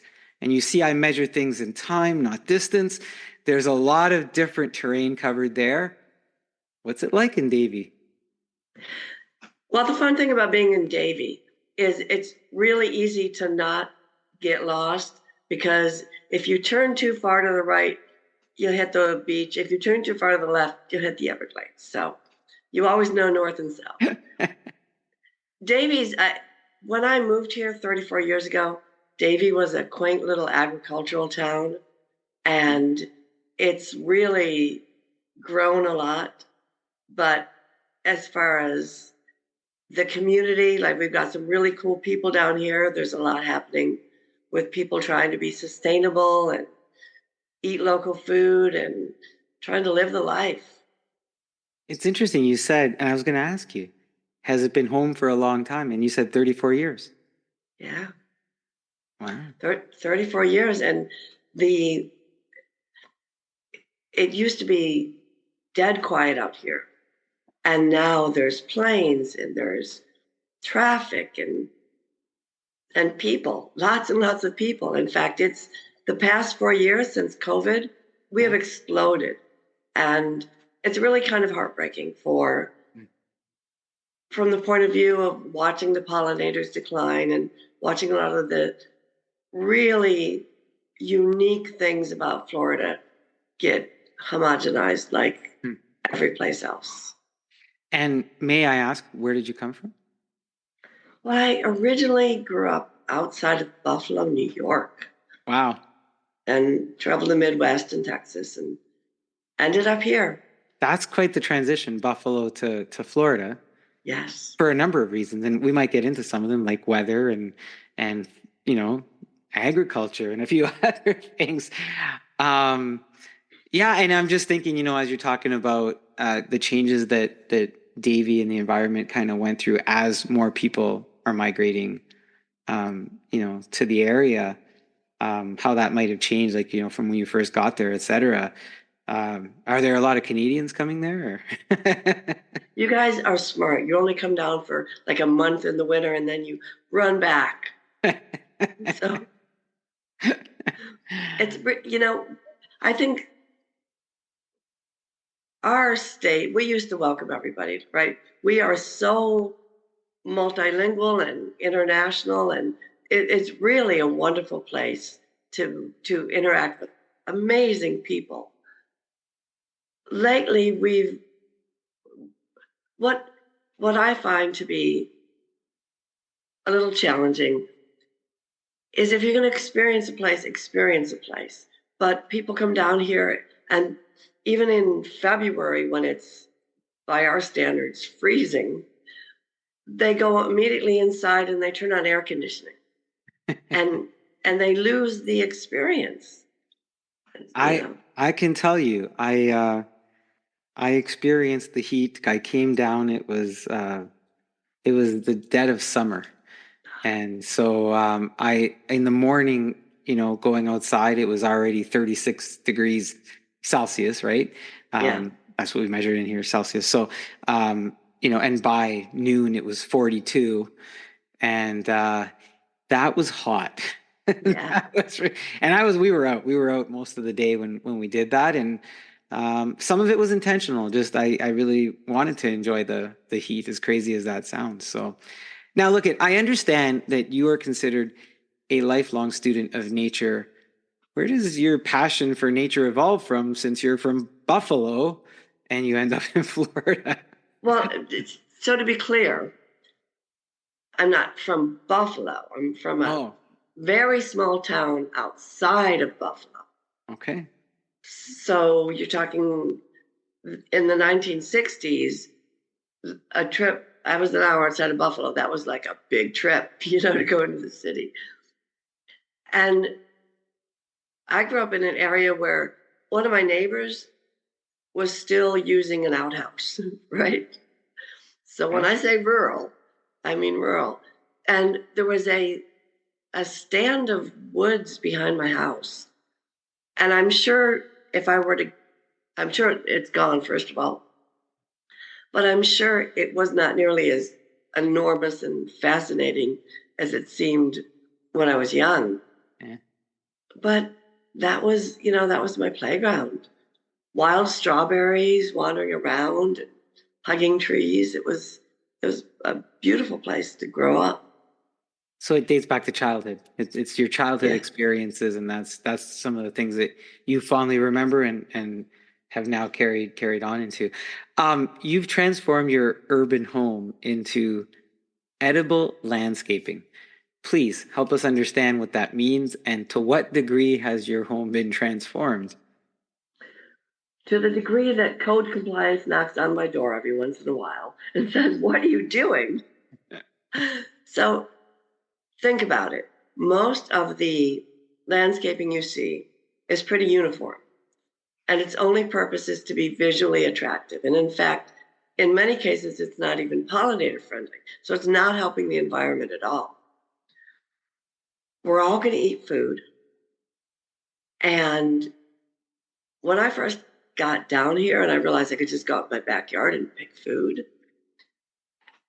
I might have gotten carried away, because now I have 20 fruit trees, a bunch of berry bushes, a lot of herbs, a lot of perennials, and I'm only on a third of an acre, which is very small. But if you're going to have a tree in your yard, why couldn't it be a mango tree or an apple tree or a pawpaw tree, or adding more edibles into our landscape helps us with our health, and it's just a lot of fun, and it'll draw you outside. I mean, you see that big fat piece of fruit hanging out there, and you're going to go out there every day to make sure you get it the second it's ready. It's funny, you reminded me, a number of years ago, I was in Hawaii, and we were walking, and we were walking just through some of the neighborhoods, and we had a guide, and the guide said to us, if you want fruit off the trees, please eat it. The locals will be happy that you did. There's such an abundance of it that a lot of it falls to the ground, and when they see people eat off their trees, they're actually very happy because it won't be wasted. And it was true. Like, there was just, their yards were full of what you're describing, but I don't know that they planned it that way. I think it just, they had a lot of fruit trees and things like that. And so you'd see it, like people just walk up to the trees and start eating off the trees. So, well, that brings up an interesting point, because one of the things we do here in community, we have a program where we have volunteers that will go out and pick excess fruit with the owner's permission, of course. Yeah. And we take it to the food banks. Oh, that's awesome. So, I'm a zero food waste kind of girl. That's awesome. So just to paint the picture here, you've landscaped your yard using fruit trees, and so you've got the aesthetics of a landscaping look, but it's all edible, and that's what edible landscaping, that's what it meant, right? Yes. Now, I will say that I'm a little weak on the aesthetics. It can be done very aesthetically pleasing. I kind of focus on what can I eat, and so maybe I didn't do a great job on the aesthetics. But Production. there's a lot of people out there that are starting to do this as a living, so you can actually hire someone to design and build your edible garden. That sounds pretty cool, and it sounds neat. And growing up having, grandparents who had the fruit and vegetable gardens, it it hits close to home. You mentioned herbs. You're also considered a skilled herbalist. Give us a little bit of insight. What is that, and how did you get into that part of it? Well, I wouldn't call myself skilled. I think you have to do it for 50 years to be skilled. But I mean, plant medicine is the medicine that humans have been using forever. And the really wonderful thing about plant medicine is you're not waiting until you're like on your deathbed. Plant medicine, you are keeping the body going. And different plants have affinities for different parts of the body. So like there's plants that work in the brain, there's plants that work in the circulatory system, et cetera, et cetera. So knowing what part of the body the plants have an affinity for, you can really nourish and nurture yourself. Now, you're giving us some advice, on plant medicine and how you're using the herbs to do that sort of thing. But you were giving financial advice at some point, and you were a financial advisor with a notable career there. How do you transition from that world into edible landscaping, sustainable living, and then educating others on it? Like, what made you switch gears? I know you mentioned, well, I enjoyed this as childhood, but at some point in your life, you're doing this other sort of numbers thing, and then you go into something very different.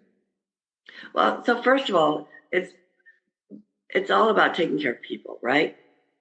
Because it's not about taking care of people's money. I mean, you take care of their money, but you're taking care of their life because their money is. So it's about taking care of people. But I found myself more and more taking care of people's health. Like we'd go over the portfolio, and then we'd spend 15 minutes talking about, how are you feeling? And really, I wanted to do something meaningful. I know that sounds really cliche, but I wanted to do something meaningful. And at a certain point, you make the decision, what's important. And this is what's important to me. Do you still do some financial stuff now and then, or just completely? Just my own. Just your own. Cool. You mentioned, speaking of taking care of people, you mentioned the pandemic earlier. How important was your sustainable, edible landscaping during the pandemic? And then, there's that period. And then as we now watched inflation hit a lot of folks hard, globally, right? As grocery prices kind of skyrocketed, how important did this become to you and to people around you? For me, it's always been important because it's about food quality, and food quality translates to the quality of your health, right? If you don't have access to quality food, I quite frankly, and I feel guilty every time I say this, but I enjoyed the quiet and the peace of no planes going overhead. I know it was devastating. I'm not saying, that I want it to happen again. But whatever is going on in the outside world, it doesn't matter. To be able to walk outside and every day be eating food that 2 minutes before it entered your mouth was living and growing in healthy living soil Right. full of nutrients. I mean, you can't buy food like that. Do you find that, so you got the healthy part of it and the convenience part of it, has it saved you money? Oh, yeah. Does your family and friends ask you for stuff because you have a lot of it? Oh, I actually purchased a freeze dryer. So my mango tree gave me 500 pounds of mango. What do you do with 500 pounds of mango? You freeze dry it. Wow. And down here, of course, there's food year round, you know. So whenever people come, it's always, you know, let's walk the yard and nibble. We have a little buffet. It's a wonderful way to live. Yeah, it sounds awesome. And if you're into cooking and making stuff at home, having that right outside your backyard door, or right so close, that must be awesome, right? It's like, oh, I don't have to run to the grocery store and I'm just throwing out there, I don't know if you grow it or not, parsley. I don't have to go get parsley at the grocery store. I'm just going to go there and snip a few, or basil, or and then you just start cooking and it's all fresh. So not only that, I grow all that, but the things that grow themselves, the weeds. Yeah. So we have a wide variety of weeds down here that are delicious. There's a weed called dollar weed that everybody's like, get rid of it, get rid of it.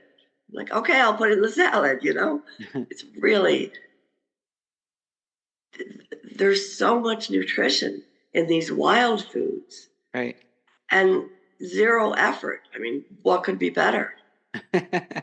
Yeah, you might have a hard time convincing everybody on weeds, but I get it and I understand it. And you still have all these other I guess more common things that everybody would go like, yeah, I think I could do that, or I think I'd be interested in that. You took your skills to another medium. You've authored a book called Your Real BMI, a Better Me Index through breath, movement, and intake. And I like the play on BMI. What led to the book? So I do intakes. I do consultations, right? So I sit with somebody for 90 minutes and I ask all these questions and I get all this information, and I use that to give them information on things they can do to change their lives, to solve, I don't want to say solve, to help their health trajectory turn away from chronic diseases, right? And it's really exhausting to have to do that one person at a time. And I identified some themes. So it's exhausting to do that one person at a time. I identified some themes. Toxicity, big theme. Not understanding how our digestion works, big theme. And anxiety, not understanding, So I realized that I could take the framework that I used and give it to people so that they could begin to take care of their own selves. And, right. You can fill in the gaps after they've consumed the content of the book. It's easier to fill in the gaps than go through it every single time with everything, right? So I want to talk a little bit about the things in your book if I can. And I want to start with this. We learn a few things in your book. I want to ask about the medical disclaimer. And part of the disclaimer reads this: this book is intended for informational purposes only, does not serve as a replacement for professional medical advice, diagnosis, or treatment. The author and publisher are not medical professionals, and the information presented herein is based on traditional knowledge, personal experiences, and research. Why was it important for you to put that up front? Well, because I don't want people not going to their doctors. I don't want people saying, oh, okay, you know what? I'm going to drink my rosemary tea and my depression will be gone. Yeah. I find people don't really understand how to take care of themselves. Basic stuff. Like the example I use in the book is we don't stop brushing our teeth and expect the dentist to fix it, right? But that's what we've done with our health. We're like, okay, I'm going to eat Oreos and drink my Red Bull and go get some blood pressure pills and some diabetes medicine, you know. Yeah. And it's not always that obvious. Yeah. But go ahead. Yeah.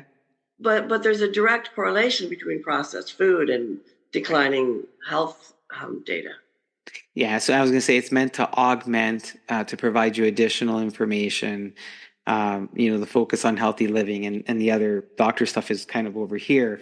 And as always, I think when we talk about self-help of any kind, there's always an element of having situational awareness, and then coupling that with other sources, including professional medical resources as required. And I think, Cynthia, you've demonstrated your awareness for the various situations that exist from the vast community that consumes self-help information. And I want to thank you for that. I think it's important, which is why I pointed out that you put this up front. And for me, it gives me an element of trust, transparency, because you're saying, look, I got some really good information here, and we're going to get it more into that. But please be aware that you also have all these other things around you that are, important, and you should still utilize them. And you start the book off painting a very optimistic potential for people. You say, now I wake up naturally. My first thoughts are usually of gratitude for the life I'm living. I wait for I love this. I wait for the rooster to crow before I get out of bed, and I feel good from the moment I'm awake. How does your future that you want to start their day? And it sounds, look, it sounds really nice, but there's going to be folks listening and reading that who are miles away from feeling that. In fact, they may feel like it's even unattainable. And so what would you say to them? And can the things you talk about in your book help them get there? Well, I wish past me had met future me before I became future me, because it was from the suffering of past me that this whole journey was born. And it was because I know what it's like to wake up every morning and be kind of disappointed that you're still on the planet. I know that darkness. I know what it's like to know that there's something wrong in your body. But no matter how many times you go to the doctor, they don't seem to be able to give you something. They can stop that symptom or that symptom, but you're not really feeling vitally alive. I'm still playing soccer at 63 years old and loving life. And if you would have told me 30 years ago that this was my future, wouldn't have believed it. It's understanding the exact components of what make up your specific constitution and what you need. So understanding all the things that make up you helps you, guide you to the tools that are specific and best for you. So you start by walking towards that future you. You're not going to wake up tomorrow feeling, 360 from where you are today. But it happens. And it's amazing to understand that we're meant to be joyful every day. We're meant to have this enthusiasm for life. And it's wonderful. So I'm hearing that you are living proof that, yes, this can happen, and that you're going to give us some tools in the book that can make that happen or help us make that happen, because I think it starts with us. It starts with the individual and then wanting to do those things. And so we're going to explore some of those tools as we keep talking. And you mentioned future, and it's a good segue to my next question. You're like a mind reader here. In the book, you tell us to map your future and give us a foundation for helping ourselves through 3 secret elements. And I've said the words before earlier: breathing, movements, and intake. You also make sure that we understand that we need to personalize them to make them work for us. Why those 3 things, Cynthia? And what experiences did you have that helped you arrive at that formula? How do you know it can work for us? So those 3 things, because if you think about it, that's the, you know, the stool of human health, right? What goes into your body, how you breathe, and, you know, how you're keeping your body healthy through movement. The way that you personalize that is really important, because let's say you're someone who has anxiety, which a lot of people do. I went through anxiety in my early 30s, and it was awful. But learning to breathe deeply and consciously was an amazing tool for me. Every one of these tools has it doesn't take long for your body to give you the feedback that, hey, this works. Hey, I feel different. And Cynthia, is mapping our future our commitment to these things? Is that what you mean by that? Or Well, mapping your future it's a combination of seeing clearly who you will be as you reach the goals you're reaching for. Okay. So paint that picture, meet future you, watch future you go through their day. What do they do? How do they feel? Who do they meet? Things like that. And then use the tools to walk towards future you. now you've said a few times that your play, I've said it, your play on BMI. In the book, you say you have a personal dislike for the metric known as BMI, body mass index. I know you talk a bit about it in your book, and there's some roots involved. For those who don't know, can you help us understand the traditional meaning of BMI and then share some of why you dislike it? Sure. So BMI is body mass index, and it's basically a tool doctors use to determine whether you're overweight or underweight, right? And the medical community has gotten a lot better about this. But for example, my mother was a woman who struggled her entire life with her weight. My mother was not grossly overweight. She was a little overweight. She had 4 kids in 5 years. You know, you don't end up with the same body after that. No, you don't.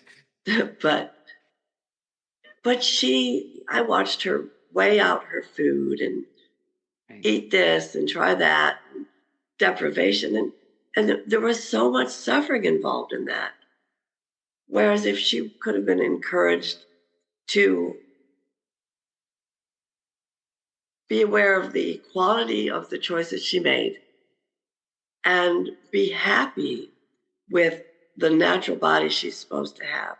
She was not ever meant to be, you know, tiny. She wasn't a tiny woman.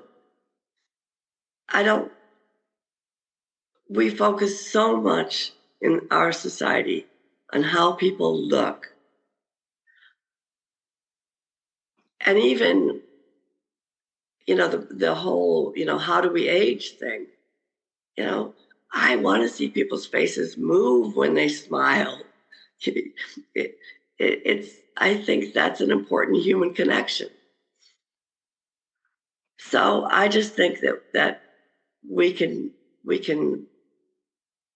put aside the focus on, you know, do you fit into this little box of how I think you should look, and start being like, wow, look at that person.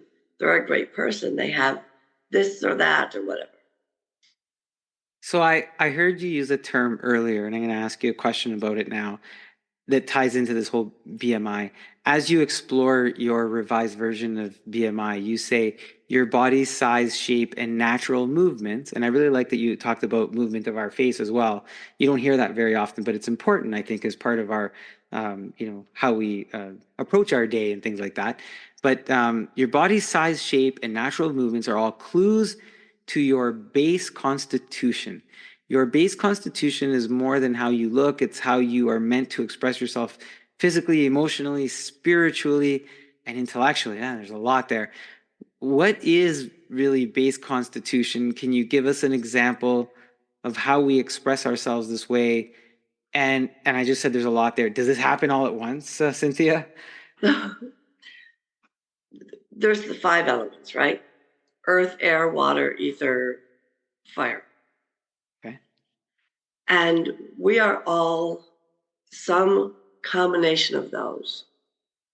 The elements that are predominant are kind of like our guideposts to who we are. So I'm a fiery person, which was why depression was so bad for me, because the fire was still inside and it would come out as anger, depression, anger, You can tell I'm a fire person. By the way, I'm always talking and moving, and I get very, very passionate. Earth people, like my mother was an earth person. Earth people are grounded. They're going to move a little more slowly. If you want a shoulder to cry on, go to an earth person. Don't go to a fire person. Fire person's going to be telling you, get up, make it better, blah, blah, blah.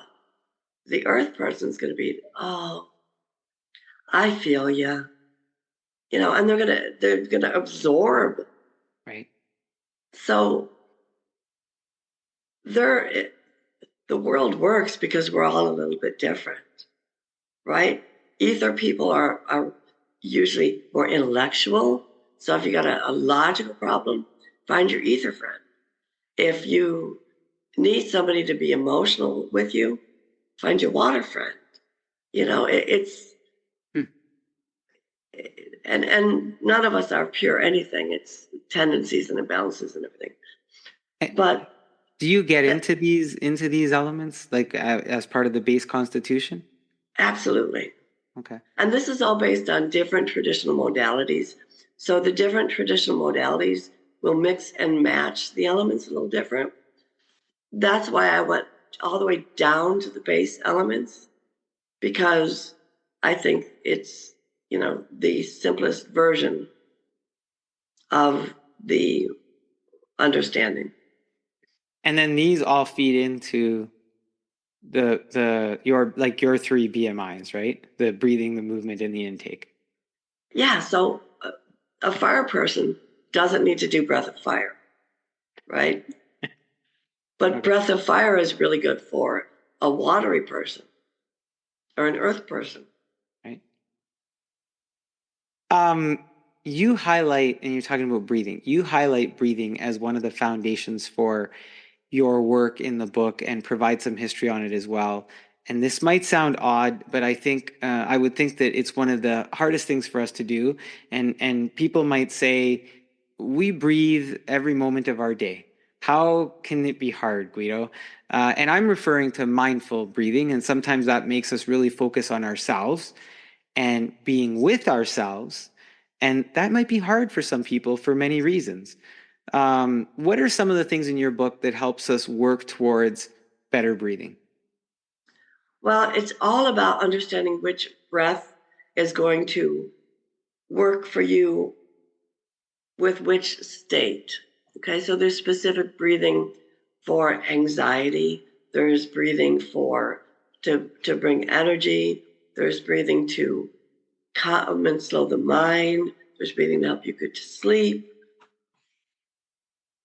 Once you begin using these tools, because let's face it, we all have situations where we're getting ready to go into a meeting, right? Or we're in a meeting and we know we're going to get called on. So, and the boss wants to know, how you're doing on the project, or why is that account not working? You can do your deep, calm breathing and prepare yourself. Nobody knows you're doing it. So they're great tools. I think a lot of folks in those situations, in the office situations, and that's a great example, right? Can leverage that. Another part of your book, you tell us to keep moving, but you also say that exercise has become a negative word for many people. It evokes the idea of mind-numbing, uncomfortable activities. How do you intend on getting people to move if it could be so mind-numbing? Well, I'm not saying it is mind-numbing. I'm saying people perceive it as mind-numbing. And that's a problem. So instead of using the word exercise, so when I go out to play soccer or go for a bike ride, I don't go out and say, I'm going to go out and exercise. Like, I'm going to go for a bike ride. I'm going to go play, I'm going to go have some fun. And I think we have a tendency to frame things, especially things that are good for us. We frame them in these negative ways. You can find 100 jokes about how chocolate is a vegetable, things like that, because people are looking to change that frame. So change the frame. So as we consume your advice in the book, it's about looking at exercise differently. Is that what I'm hearing? Well, looking at it differently and finding the tools that you need to remove your own resistance. So if you see, now if you're a gymmer, person who loves the gym, that's awesome. Right. But if you're somebody that, has joined 7 gyms and only gone to one of them once, then probably the gym's not for you. Right. So what do? You got to find something else. The thing about it is we're trained that we're supposed to do this thing. And so we keep hitting our head against that same wall. I'm going to do this thing. I'm going to do this thing. And I'm going to do it tomorrow and tomorrow. But you never do it. So go do something different. Go do something. Go do anything. Go do something that you used to do when you were a kid. Like, when's the last time you flung your arms out and just spun in a circle? When's the last time you jumped up and down and said, goody, goody, goody, goody? Something like that. Go have fun. It's cool. I did have it. You reminded me. I had a guest we talked about.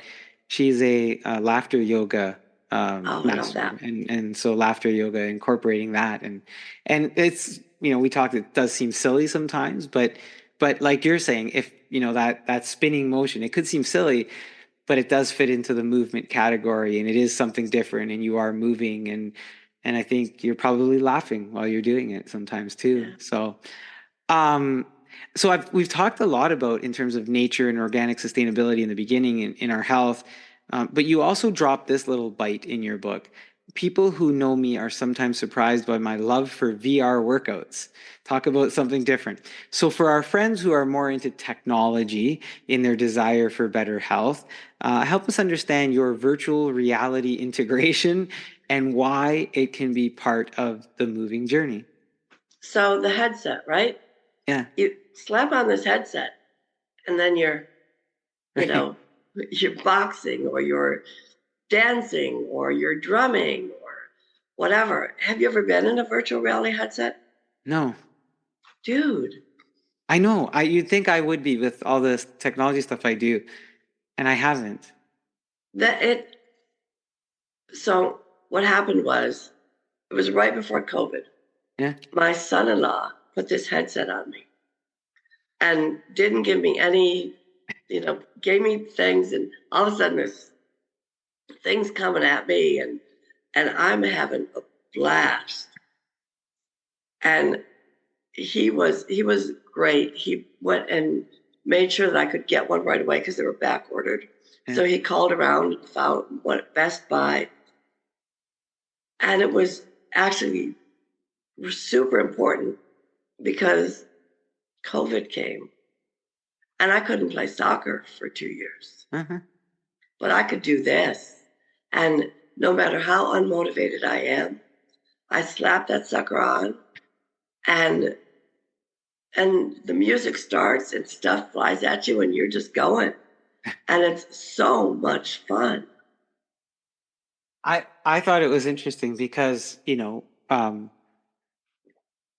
we talked about the traditional maybe exercise and how people might view it. And then we hear a lot about how everybody's in front of a tablet or in front of a computer, in front of technology, but you found the way to integrate technology into the movement part of the book. And it's not the only way, like you've got all these other things that you talk about, but that's one way that, if that's what you love, then that's just another avenue where you can integrate it into that movement part.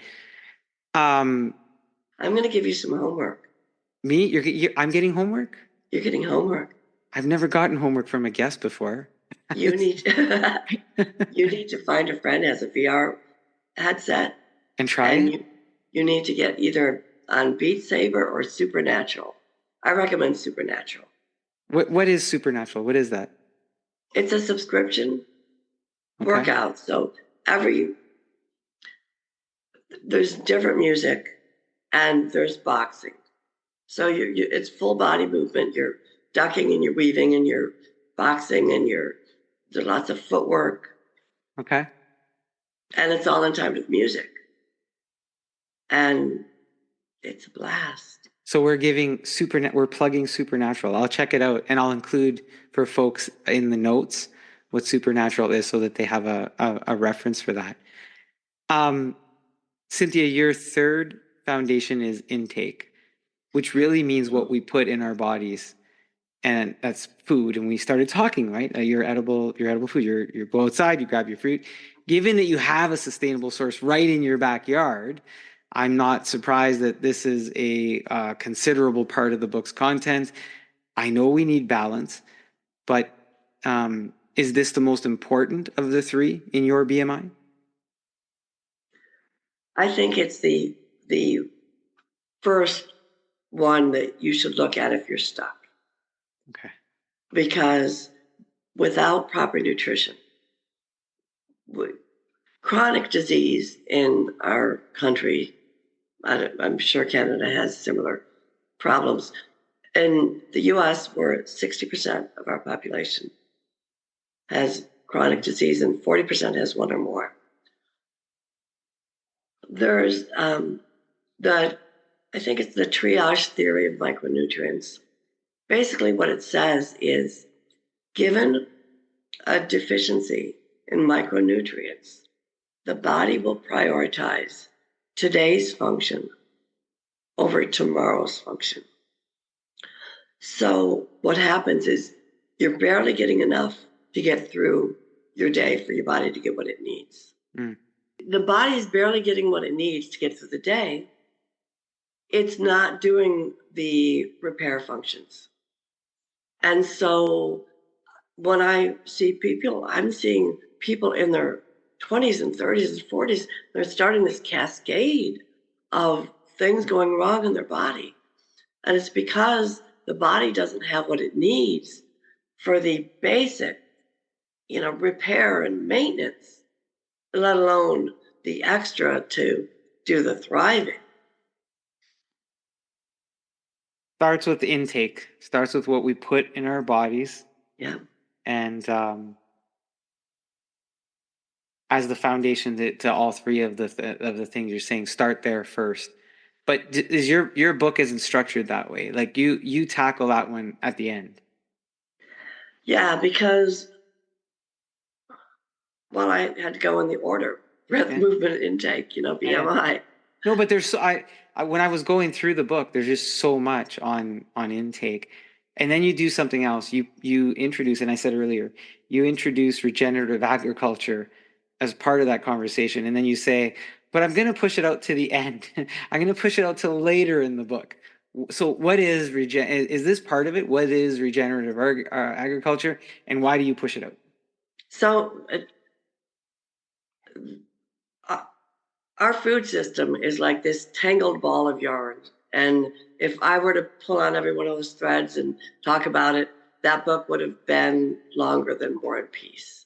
So I wanted to make sure that I just tried to hit the highlights for those that are, to have a kind of a broad understanding. Regenerative agriculture is the way nature works, right? You go to the forest, nobody's farming. The leaves are falling. There's all sorts of creatures that are, leaving their manure. There's creatures that are breaking everything down and recycling it. The mycorrhizal network is making these intelligent decisions on who gets what nutrients and where they go and all that. The way we farm up until recently, the industrialization of our farms has been really detrimental to the soil. We are a system. Our bodies are a system that evolved alongside the system that we live in.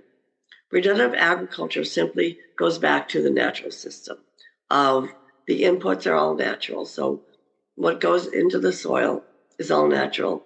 And it focuses on building the soil web, because the soil web makes everything more efficient. You can throw all the nutrients you want on a soil, but if it doesn't have the infrastructure to break those nutrients down, get them into the plant, and get the plant to uptake them, then that's why we have so much nitrogen runoff. It's a big subject. I'm going to try to. I get it. Is your backyard, do you consider it regenerative? Oh, absolutely.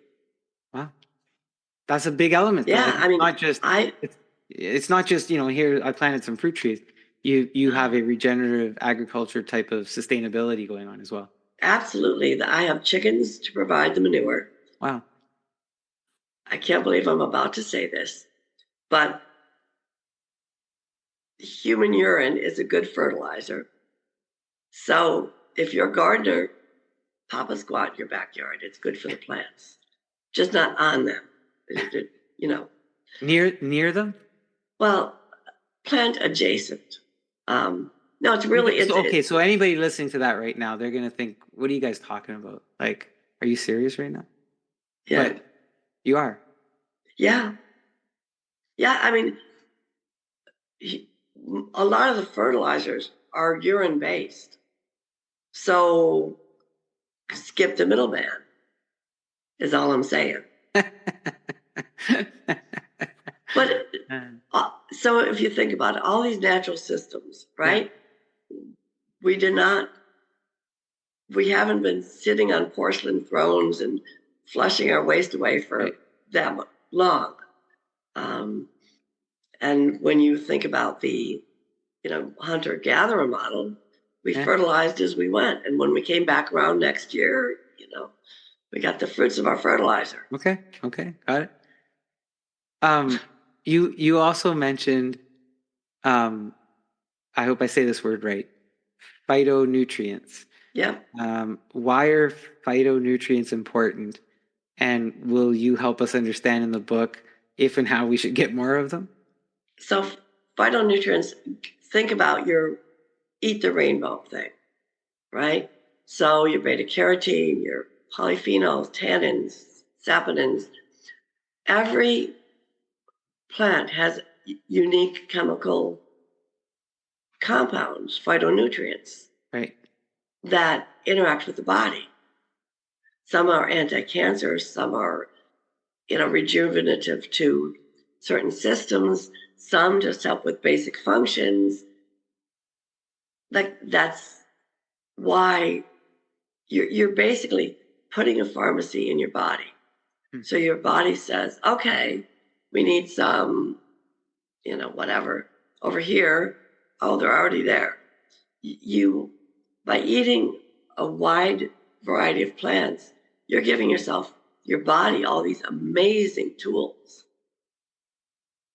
And they are these phytonutrients across these. Okay. Yeah. Like when you eat a carrot, it's not just beta carotene, right? There's a whole host of phytonutrients that you're consuming with that.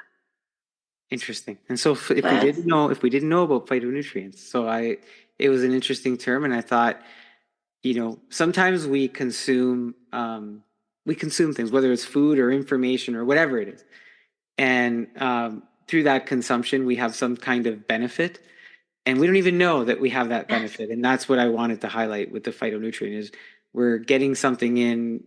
We might be doing it without even knowing that we're doing it, but maybe consciously doing it, we might do more of it or in a different way, if that's possible. Plants are magic.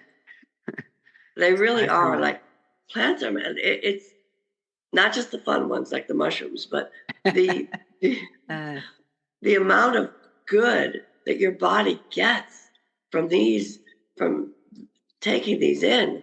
It's you don't know because it's working. Right. When you don't get them and you start to go downhill, and then you're stuck in the whole processed food loop, it's awful. I'm noticing here a lot more people are getting into different types of home. I'll use the word gardening. There's the traditional gardening, but we're getting into different things. We're getting into hydroponics, and there's just more people getting and planting and consuming their own product as opposed to just relying on a grocery store or what comes in through the grocery store. Cynthia, how do you integrate breathing, movement, and intake as a framework through the book that makes it easy, inspiring, and, let's say, sustainable for us to follow? And I ask that because we often consume books that have, here's 25 stages of what you should do in your life to do X, Y, and Z. And, people usually get through the first 3 and they feel lost, right? You only have 3, but how do you do that as a framework to keep us going through it and to consume it? So at the end of the book, there's a questionnaire. Yeah. And that questionnaire guides you to what elements you need to nurture in yourself, especially if you have imbalances. So if you have an imbalance and you begin to do the practices that will correct that imbalance, you get that reward pretty quickly. And as you get that reward, you begin to realize you hold the key. You have the tools. You finally understand how this whole thing works and how to make it do what you want it to do. Should we do the questionnaire first? Well, I don't know. You want your ice cream before your dinner, don't you? Well, I'm just wondering, if I do the questionnaire, will I have some foundation when I go through the book? Or should I go through the book and then do the questionnaire, like with the anticipation that I'm going to do the questionnaire at the end and then find out more? Well, I guess it depends on your personality type, right? If having that information is going to help you consume the book in a different way, that's good. You don't want to do the questionnaire and then just cherry pick and miss some of the important points. Right. So it's all about how you consume. But what I find really helpful is add something. Don't take away, because everybody, let's not do the deprivation thing. Add a positive practice. I talk about habit stacking in the book, about how you can use that to add, positive practice. Yeah. Add a positive something to the book or to your routine. Yeah. And you'll start to see the change. Okay. So you were going to say something? Is dinner ready? Is your wife calling you? No. Oh, okay. No, not at all. No. Okay. No, it's 8:30 here, so we've eaten a while back. No, so just from the way we consume the book, we have some flexibility, it sounds like, but the recommendation is go through the book, do the questionnaire.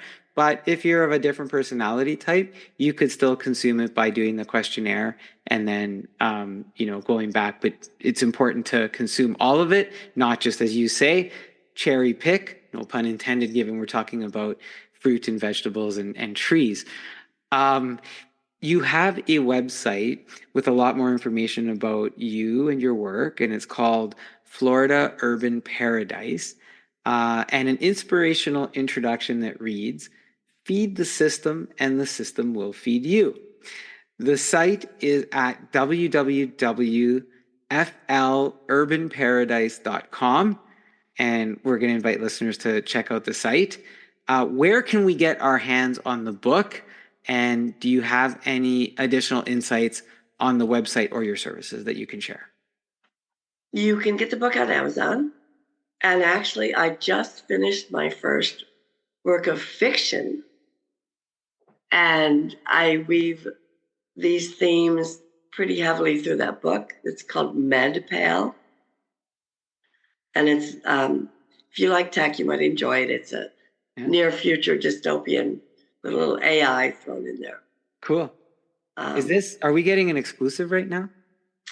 I guess you are. Well, it's been out for a couple of weeks, but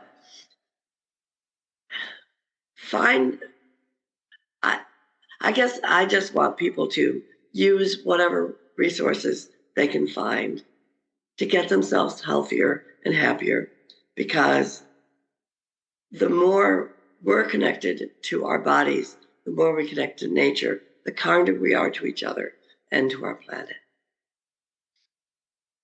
Thank you to our urban paradise advocate, sustainability expert, author, and friend, Cynthia Schaef, providing us with options for a better BMI, which really means better meat index through breathing, moving, and intake options in her book, Your Real BMI Index Through Breath, Movement, and Intake. You can learn more about her on flurbanparadise.com. I'll have the links in the show notes and to her site and book. Cynthia, thank you so much. I hope we will connect again, and I really appreciate this. I really enjoyed this. Thank you so much. I hope you enjoyed that segment too with Cynthia Schaef, our sustainable living expert. And now I hope you enjoy the next song from our music feature guest, Flavia, off of her new album, Salvaje. Here's her new song, YNQF. Here's Flavia. Hey, what up, man? It's your boy Nico P, and I want to welcome you to the night of your life. All you got to do is follow these simple rules. Rule number 1, forget about everything. Rule number 2, feel free to do whatever you want. And rule number 3, follow rule number 1 and 2. Flavia, Mix, Medilandia, let's go. Ya no quiero flores, yo quiero beber. Salir pa' la calle hasta el amanecer.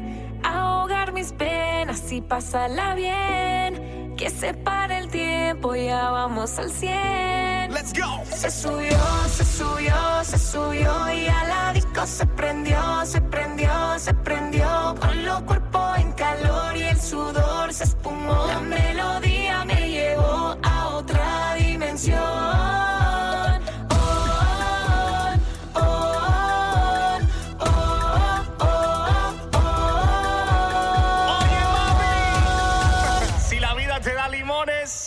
Pide sal y tequila.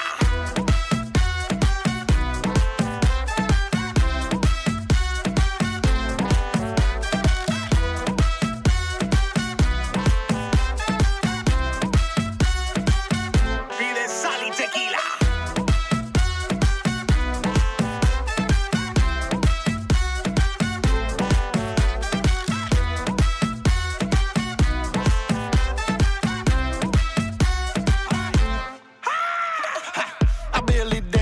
See you shake your little thing in your pants. I got a good stance on my hips. Take a chance when you dip like a chip. You can call me Rance. Don't need a romance. Here for the good time. Grabbing my switch to give you a good wine. Ha, I'm 3 shots in and I'm buzzed, but my feet's locked in. No, to the beat stopping. Ha, warm me up. Drink to my bladder, call the coroner. Good vibe, trying to add it to the formula. You gon' forget about it once you're touring up. Ya no quiero flores, yo quiero beber. Salir pa' la calle hasta el amanecer. Ahogar mis penas y pasarla bien. Que se pare el tiempo, ya vamos al 100. Se subió, se subió, se subió. Y a la disco se prendió, se prendió, se prendió. Con los cuerpos en calor y el sudor se espumó. La melodía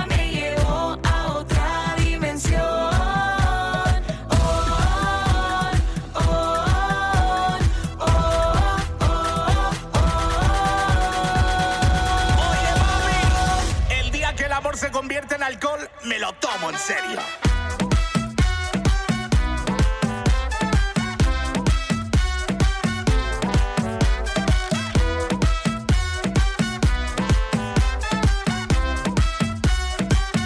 Pide sal y tequila.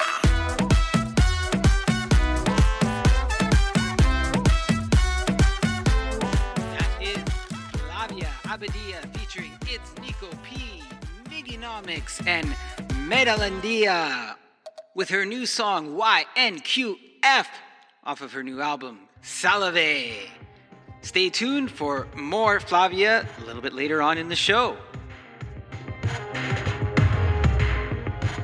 All right, we're going to get to the next segment, but before we do that, let's hear from one of our friends of the podcast, Lee's Fine Cars. Whether it's buying a new car or a quick oil change, Lee's Fine Cars and Service Center has got you covered. Proudly serving the GTA for over 30 years as your one-stop automotive source for sales, service, and bodywork.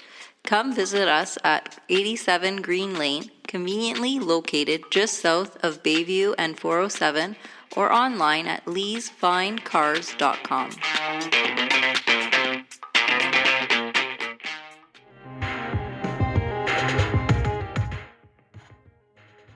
All right, it's time for a little exclusive, the coach's call, here on the Monthly Social.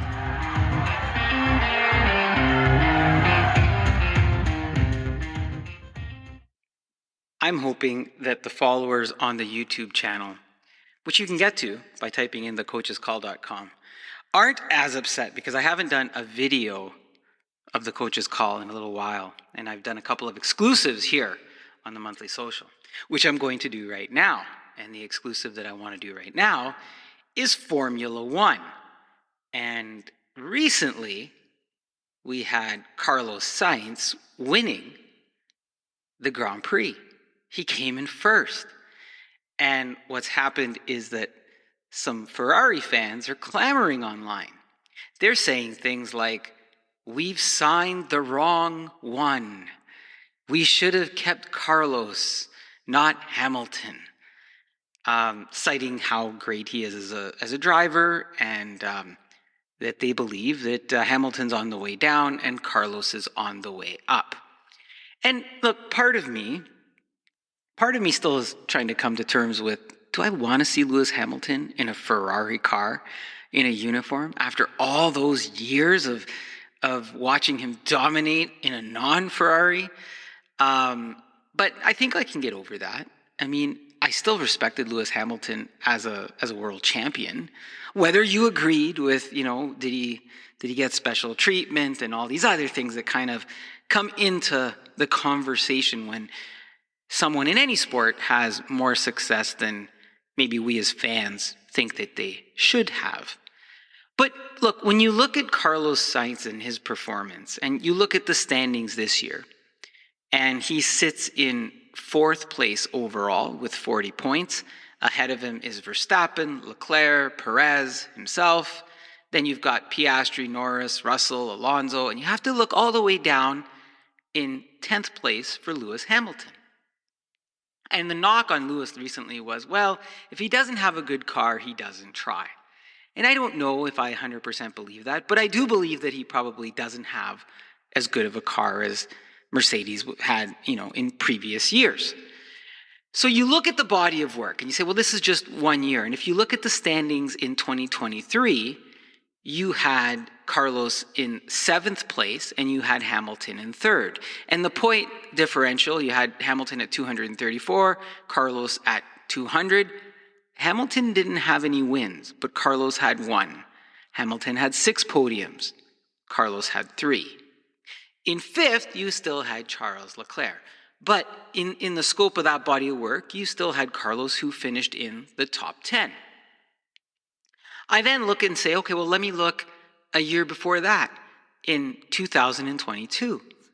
And Carlos finished 6 points ahead of Lewis Hamilton with 246 points, had 9 podiums, the same as Hamilton, and had 1 win. And he's in the top 5. Or, if we by extension say in the top 10, which Lewis is also there just by a few points. So then I look at the year after that, 2021. And Carlos again finishes in 5th with 164.5 points. He has 4 podiums, no wins. Lewis Hamilton had finished in 2nd, just behind Max Verstappen, who we all remember the things that had happened, how it unfolded, how Lewis Hamilton didn't win. But in that year, Lewis had 8 wins, 17 podiums, but you still had Carlos in the top 5. Let's look a little bit beyond the Red Bull era, when it was still the Mercedes era, where they were winning championships. And Lewis Hamilton in 2020 came in first, had 347 points, 11 wins, 14 podiums. In 6th was Carlos Sainz with 105 points, no wins, and 1 podium. So over the body of work of several years, we can say, look, Carlos is in that top 5 consistency of all the drivers in Formula One. And when you look at the types of cars Ferrari might have had, they were never really championship cars. There was one year maybe they were going to start to threaten, but not really. Verstappen and Red Bull, who I still think somewhere down the road, we're going to learn that Max's car had some kind of supercharge. Has to have it. I'm in disbelief still. I might be one of you. Maybe I'm not. For the Red Bull fans, they'll say, "Oh, you're a homer for Ferrari and all these other things." But boy, it just never makes sense to me how he's so far ahead of the pack. Sometimes even so far ahead of his own teammate. Another story. But Carlos Sainz is at least in that top 5 to top 10, mostly really close to the top 5 in at least the last 5 years, with a car that maybe was subpar to most of his competition ahead of him. So there is that argument that it brings that level of consistency. But for Lewis Hamilton, you have to believe in the multiple championships that he's won, that he also brings a certain pedigree with that championship, with those championships. And that pedigree might be the extra gear. You see what I did there, right? Extra gear that Ferrari might be looking for next year as the vehicles start to change. It will be interesting to see where Carlos lands and what he does with another car. I've loved him as a Ferrari driver. I wish he had a different car just to see. And he is great out on the track and how he drives. And he has been one of the most consistent drivers. But I think for now, in terms of where Ferrari's going next year, Lewis Hamilton over Carlos Sainz was probably the right choice. And that's the Coach's Call on this exclusive edition here on the Monthly Social. To hear some of my other Coach's Call episodes, head on over to thecoachescall.com. Thank you.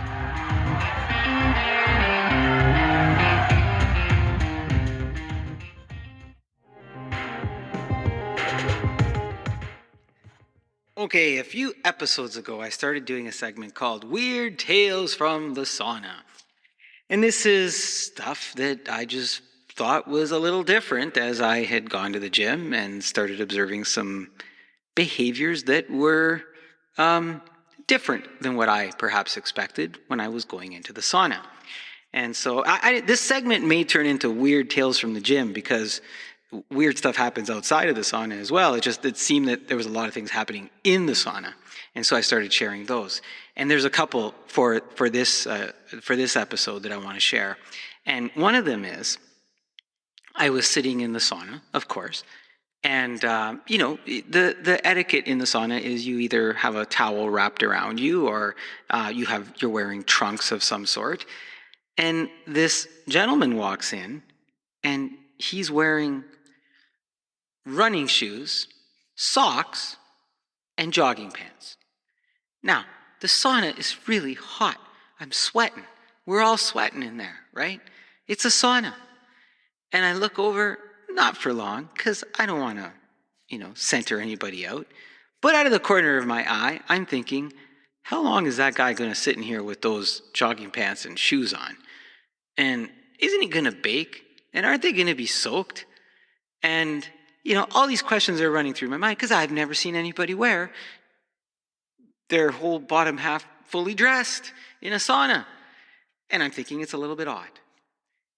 I probably thought it was even more odd when a second person walks in and they're also wearing jogging pants and socks and running shoes. And I thought to myself, I must have missed the memo. Maybe there's something I don't know about running shoes and jogging pants and socks, and maybe they know more than I do. So I looked it up. I did some searches and I thought, should I be wearing jogging pants and shoes and socks in a sauna? Look, I couldn't find very much on whether I should be wearing jogging pants. But there were some things that definitely said, look, don't wear shoes. Wear flip-flops and, you can take them off or whatever. And you don't want to walk barefoot, but don't wear footwear in the sauna. I did find information on that. So I imagine if I'm not wearing shoes, I'm not wearing socks. And I really couldn't find anything on jogging pants. So guys, if you're wearing jogging pants in the sauna, maybe it's something that you might want to rethink. Now, another thing, and this was interesting as well. I'd never seen anybody wear a cap in a sauna. And I'm not talking about a shower cap, like the rubber ones that you pull over your head in the shower, or the plastic ones so you don't get your hair wet. I'm talking about like a material-based cap. And it wasn't like there was one or two of these fellows wearing them. There was several throughout the different days that I attended. And I got the courage to finally ask one of them who was making some small talk. And I said, please, no offense, I've never seen anyone wear a cap. Is there a reason? Like, do you have a reason for wearing it, or is there something you can share with me, some benefit? And they went on to tell me that it's actually better to wear what's called a sauna cap, which I did look up, and they actually sell these. They're sauna caps. You wear them in the sauna, and some of them are knitted, they're material. But he went on to tell me that the value of wearing a sauna cap is that it protected your hair. It didn't make it so brittle from the heat if you spend a lot of time in the sauna. Now, is there truth to it or evidence? I don't know. I haven't done a deep dive into that. Maybe I will. And maybe it's not so weird in terms of generally weird. It was weird to me, but I also may have potentially learned something new. So, weird tales from the sauna, a little bit with the pants, maybe not so much with the cap. I'll see if I come back with some weird tales from the gym at our next episode. Thank you for joining me, and hopefully you enjoyed the Weird Tales from the Sauna segment. Well, we are approaching the end of our April show here on the monthlysocial.com, and I'm always thankful if you've come along for the journey this month. Of course, with the others, as I mentioned, in the over 71 countries now and 770 plus cities. Thank you to everybody around the world who is listening. Of course, I'm enjoying this. I never know how long I'm going to continue doing this, but for now, I'm still having fun, and hopefully you are too. And, take care of yourselves. There's some events where it's important that you look out for yourself, and there's more events coming up in the next few months. So I wish everybody well. Be kind to each other, seek peace, not war, and let's end our show today with a song from our feature music guest, Flavia, and off of her new album, Salvaje. Here's her new song, Mala. It's your girl, Flavia Abadia. Inocente, tú no eres, yo tampoco, dime qué se siente. Cuando juego con tu mente, jura decir la verdad y sé que mientes. Yo sé que tú no sabes que yo sé que tú eres un bandolero. Soy buena pero a veces también soy mala cuando yo quiero. Mala, mala, mala, mala, cuando se me da la gana. Mala, mala, mala, mala, como yo no hay ninguna. Mala, mala, mala, mala, voy a ganarte el juego. Mala, mala, mala, mala, cuidado si no te quemo.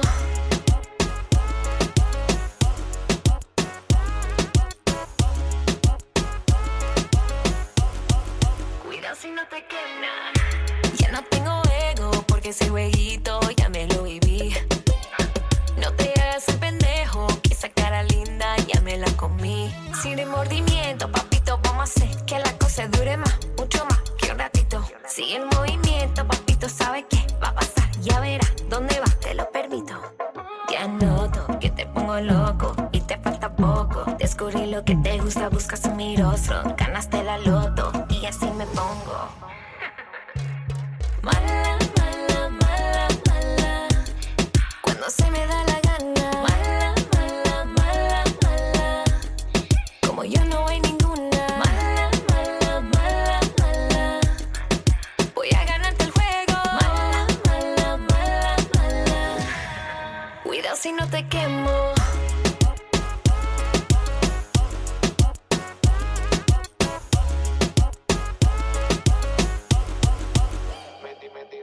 Mala, mala, mala, mala. Cuando se me da la gana. Mala, mala, mala, mala.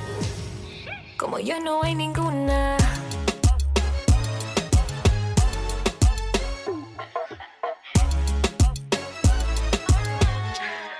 Cuidado si no te quemo.